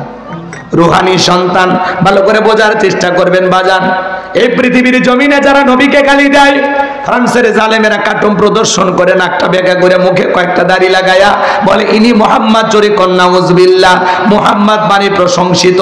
আমার নবী কি দেখতে কার্টুনের মতো? নবীর ছবি কি পৃথিবীর কোন জালেমের কাছে আছে? নাই। যে নবীর চরিত্রের সার্টিফিকেট আল্লাহ দিয়ে বলেন, ওয়া ইন্নাকা লাআলা খুলুকিন আযীম। আল্লাহ তাআলা বলেন, নবী গো, আপনি হলেন পুত পবিত্র মহান চরিত্রের অধিকারী। আযীম আরবিতে এমন একটি শব্দ যার গভীরতা মাপা যায় না। নবীর চরিত্র নিয়ে সম্মান মর্যাদা নিয়ে আলোচনা করলে এর কোনো কুল কিনারা পাওয়া যাবে না। এটা একটা মহাসমুদ্র। বলুন সুবহানাল্লাহ। শোনেন শোনেন, যে নবী 63 বছরের জিন্দেগিতে একটি মিথ্যা কথা বলেননি, এমন বিশ্ব রেকর্ড পৃথিবীর আর কোন নেতার আছে? ওরা তো ভরা পেটেও মিথ্যা, খালি পেটেও মিথ্যা। এই জন্য ওই মিথ্যাবাজ দুর্নীতিবাজ নেতাদের পিছনে ছাপায় গাওয়া যাবে না। আমরা নেতা মানবো বিশ্ব নবীকে। কথা বলেন ঠিক কিনা? তোমার নেতা আমার নেতা।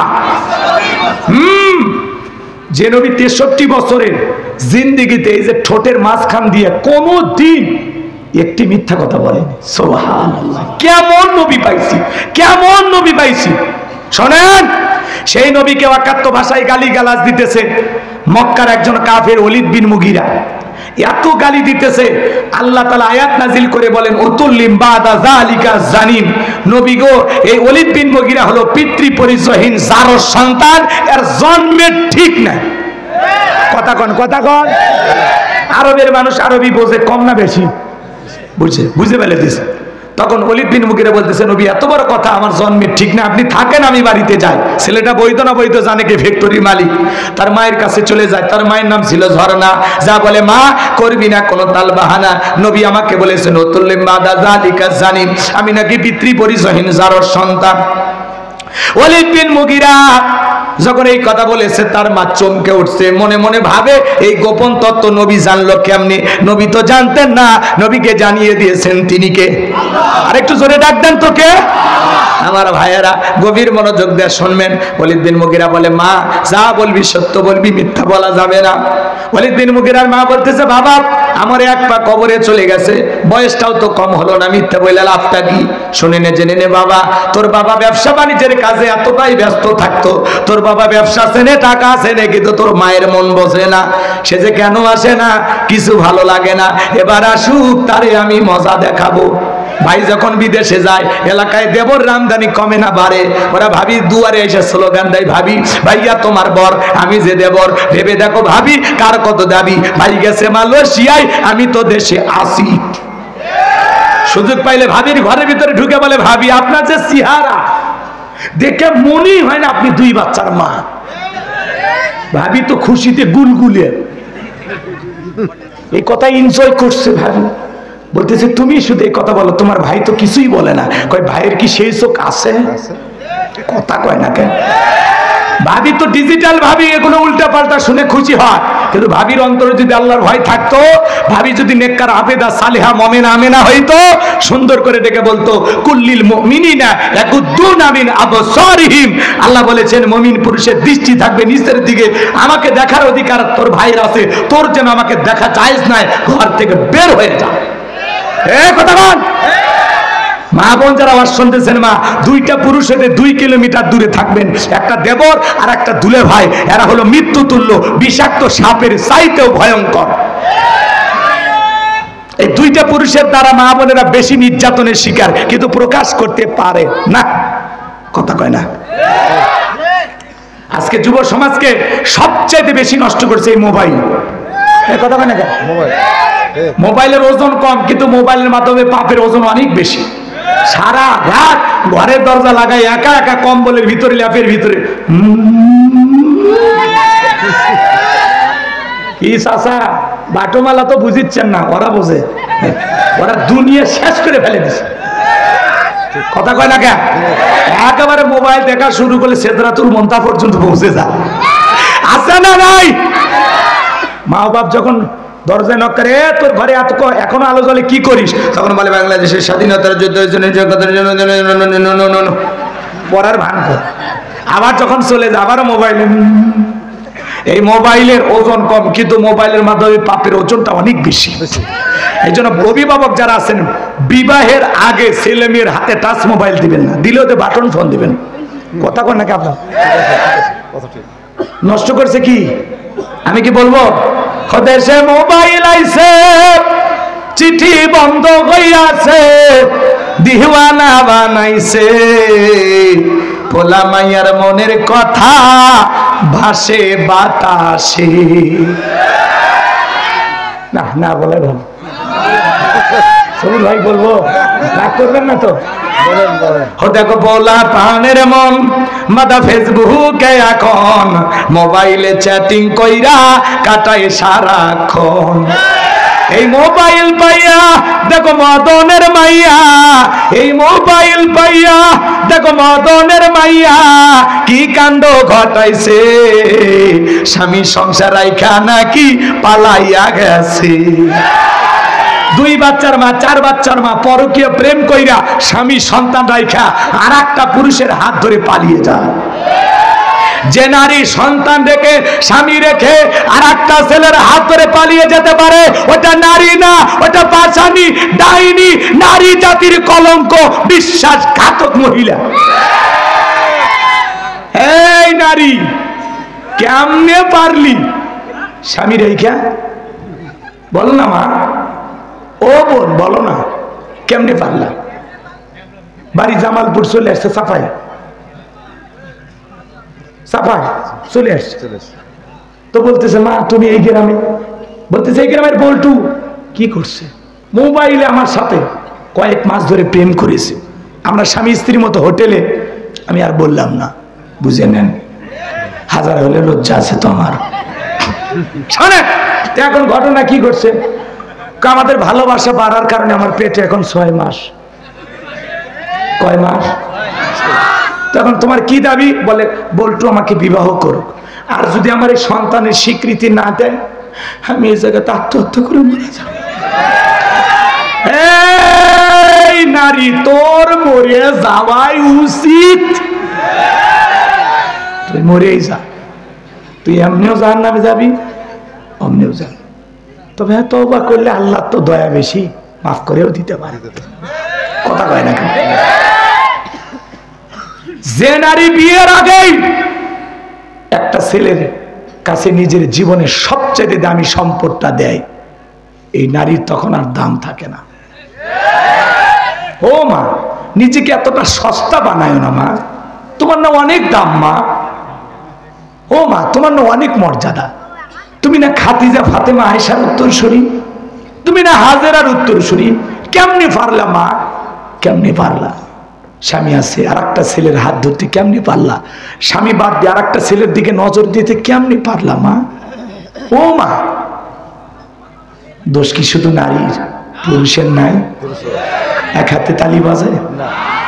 এই যুবক, তুমি একটা বিবাহিত নারীর দিকে তাকাইলা, মজা নিলা, সম্পর্ক করলা, তোমার বোনের সাথে তোমার দুলাভাই থাকা অবস্থা আর একটা ছেলে যদি এরকম কিছু করে মাইনে নিবা? তোমার স্ত্রীর সাথে যদি এমনটা করে মাইনে নিবা? কথা কয় না, তার মানে এরা কি ভালোবাসা ভাগ করে নেবেন নাকি? ওয়াজ বাদে দোয়া করে দিই। তোমার বোনের সাথে করলে মানিয়ে নিবা না, তোমার স্ত্রীর সাথে এমনটা করলেও মানবা না, তোমার ফুফু খালার সাথে এমনটা করলে মানবা না। কথা কয়? তাহলে যেই নারীর সাথে তুমি অবৈধ পরকীয়ায় লিপ্ত, ওই নারীও কারো না কারো মা, কারো না কারো মেয়ে, কারো না কারো ফুফু, কারো না কারো মা, কারো না কারো খালা। কথা কর, কেমনে পারলা? কত মেয়ে স্বামী পরিত্যক্তা, 2-3টা বাচ্চা আছে, যা বিয়ে করে রিমেট বাচ্চা, সব আল্লাহ খুশি হবে। তা তো করবি না, স্বামী আছে বাচ্চা আছে, ওইদিকে তোর নজর। বদমাইশ ছেলে কোথাকার, ভালো হয়ে যায় এ কথা কেন? চিনি না, আমি চিনি না এরকম ছেলে চাপায় নাই, আমি জানি তো চাপাইয়ের ছেলেরা এক একটা আল্লাহর ওলি। আমি আপনাদের দোষ দেব না, ভারতে আছে, এই দেশে এগুলো নাই। আমি খামাখায় ওয়াজ করতেছি। আল্লাহ যেন এই পরকীয়া নামের গজব, অভিশাপ, আযাব থেকে এদেশের মানুষকে হেফাজত করেন। এটা চিল্লা বলেন আমিন। ভাগ করেন। হদেশে টিকটক আসিয়া সব গেল বাসিয়া, হদেশে টিকটক আসিয়া সব গেল বাসিয়া, সিদ্দিক সোরা নায়ক হইছে আইডি খুলিয়া, হিরো আলম নায়ক হইছে আইডি খুলিয়া। এই মোবাইলে হাই কি জাদু আছে ভাই, পোলা পান বুঝাছে, পড়ালেখা তুইলা রাখছে সপ্তম আকাশে। পড়াশোনা এখন মন বসে না, মন বসে না পড়ার টেবিলে, মন চলে যায় কলা বাগানে না। আর আল্লাহ তাআলা যেন যুবকদেরকে একটু হেদায়েত দান করেন। হে যুবক, তোদের পায়ে হাত দিয়ে অনুরোধ করি, শোনা, তোদের পা দুটো আগায়া দে। বিয়ের আগে অবৈধ কোনো প্রেম ভালোবাসা করো না, যত ভালোবাসা সব হালাল স্ত্রীর জন্য, বৈধ সম্পর্ক। কথা কর। কোন কোন যুবক বিয়ে করনি হাত তুলে বলো, প্রেম করে বিয়ে করবা না, পিতা মাতার মনে কষ্ট দিয়ে বিয়ে করবা না। কোন কোন যুবক হাত তোলো। ওই এক চাচা হাত তুলছে, এই বয়সে রিস্ক নেই না, চাষিমা দেখলে কিন্তু বাড়ি ঢুকতে দেবে না, হাত না। 20 বছর বয়স হয়নি, বাড়িতে যাবার আব্বা উত্তর পাড়া লাকিকে আমি কথা দিয়েছি, রাজি দেখলে 1 শ্রাবণ, না হলে 2 শ্রাবণ। পিতা মাতা রাজি হয় না, পালিয়ে যা বিয়ে করে, এরকম সন্তান আছে না নাই? যারা পিতা মাতার অবাধ্য হয়ে পালিয়ে যা বিয়ে করে, এরা দাম্পত্য জীবনে সুখী হতে পারবে? পিতা মাতার পছন্দ করে বিয়ে দেবে যেখানে বরকত আছে। কথা কয় না কেন? মনে জান থাকে, এ যুবক, একা একা মাতবাড়ি করে বিয়ে করিস না, তোর ভালোবাসা আল্লাহ ভেঙে ফেলে যাবে। মুরব্বীদের দোয়া আছে, যেখানে বরকত আছে আল্লাহ যেন হেদায়েত দান করেন। জোরে বলেন আমিন। আমার ভাইয়েরা, ওলীদ বিন মুগীরার মা বলতেছে লম্বা হবে, আমি লম্বা করব না। মা বোনেরা যারা ওয়াজ শুনতেছেন, মা 4টে আমলে 8টা জান্নাতের দরজা খোলা। 1 নাম্বার 5 ওয়াক্ত নামাজ, 2 নাম্বার রমজান মাসের রোজা, 3 নাম্বার স্বামীর খেদমত, 4 নাম্বার হলো ফরজ পর্দা। এই 4টে যদি সঠিকভাবে মা বোনেরা আমল করতে পারে, 8টা জান্নাতের যে কোনো দরজা দিয়ে জান্নাতে প্রবেশ করবে। বলুন সুবহানাল্লাহ। ওলীদ বিন মুগীরার মা বলতেছে, বাবা ব্যবসা বাণিজ্যের কাজে তোর বাবা এতটাই ব্যস্ত থাকতো, তোর বাবা বাড়িতে আসতো না। আমার সোনার যৌবনের দিনগুলো চলে যায়, বালিশটা বুকে নিয়ে আমি কান্না করি। তোর বাবা টাকা ছেড়ে ব্যবসা ছেড়ে তোর মায়ের মন বসে না, এই জন্য বাড়ির আশেপাশে তোর চাচা ঘুরঘুর করতেছিল, তারে দিয়ে ভালোবাসা বিনিময় করেছিলাম, তার ফলে তোর জন্ম হয়েছে। নবী যে তথ্য দিয়েছে 100% সত্য। তোর বাপ তোকে জন্ম দেয়, নিজ দিয়েছে তোর চাচাই। ভালো করে বুঝে নেবেন বাজান, নবীকে গালি দিবে যারা, ওলীদ বিন মুগীরার মতো অবৈধ যারও সন্তান তারা। কথা বলেন না কেন? ফ্রান্সের এই কুলাঙ্গাররা কেন গালি দেয়, মাঝে মাঝে কেন কাটম প্রদর্শন করে? পৃথিবীর 228টা রাষ্ট্র নিয়ে গবেষণা করা হলো, এরা কেন গালি দেয়? গবেষণায় বের হয়ে আসছে বাজান, ফ্রান্সের মহিলারা বিয়ের আগে বাচ্চা জন্ম দেয়। কোন মহিলা যদি বিয়ের আগে বাচ্চা জন্ম দেয়, ওটা হালাল জাদা না কি জাদা? জোরে কর। এই জন্য ভাইয়েরা আমার, নবীকে গালি দিবে যারা, অবৈধ যারা সন্তান তারা। তুমি আমারে গালি দাও, মাইনে নেব। আমার বাপকে গালি দাও, মাইনে নেব। আমার মারে গালি দাও, মাইনে নেব। আমার দলকে গালি দাও, মাইনে নেব। কিন্তু বিশ্ব নবী আমাদের কলিজার টুকরা নবী, নবীকে গালি দিবে যারা, ওই নাস্তিক বেঈমানের বুকের উপরে চয়রা জিহ্বা টান দিয়ে ছিঁড়ে কুকুরকে খাওয়াই দেব। নবীজির অপমান মেনে নেওয়া হবে না, হবে না। নবীর জন্য কারা কারা জীবন দিতে প্রস্তুত? হাত তুলে দেখান। নবীর জন্য জীবন দিতে রাজি আছেন তো ইনশাআল্লাহ? রাজি আছেন তো ইনশাআল্লাহ? হাত নামা। সত্যিকারী আশিক রাসূল হতে হবে। বিশ্ব নবীর অপমান সইবে না রে মুসলমান।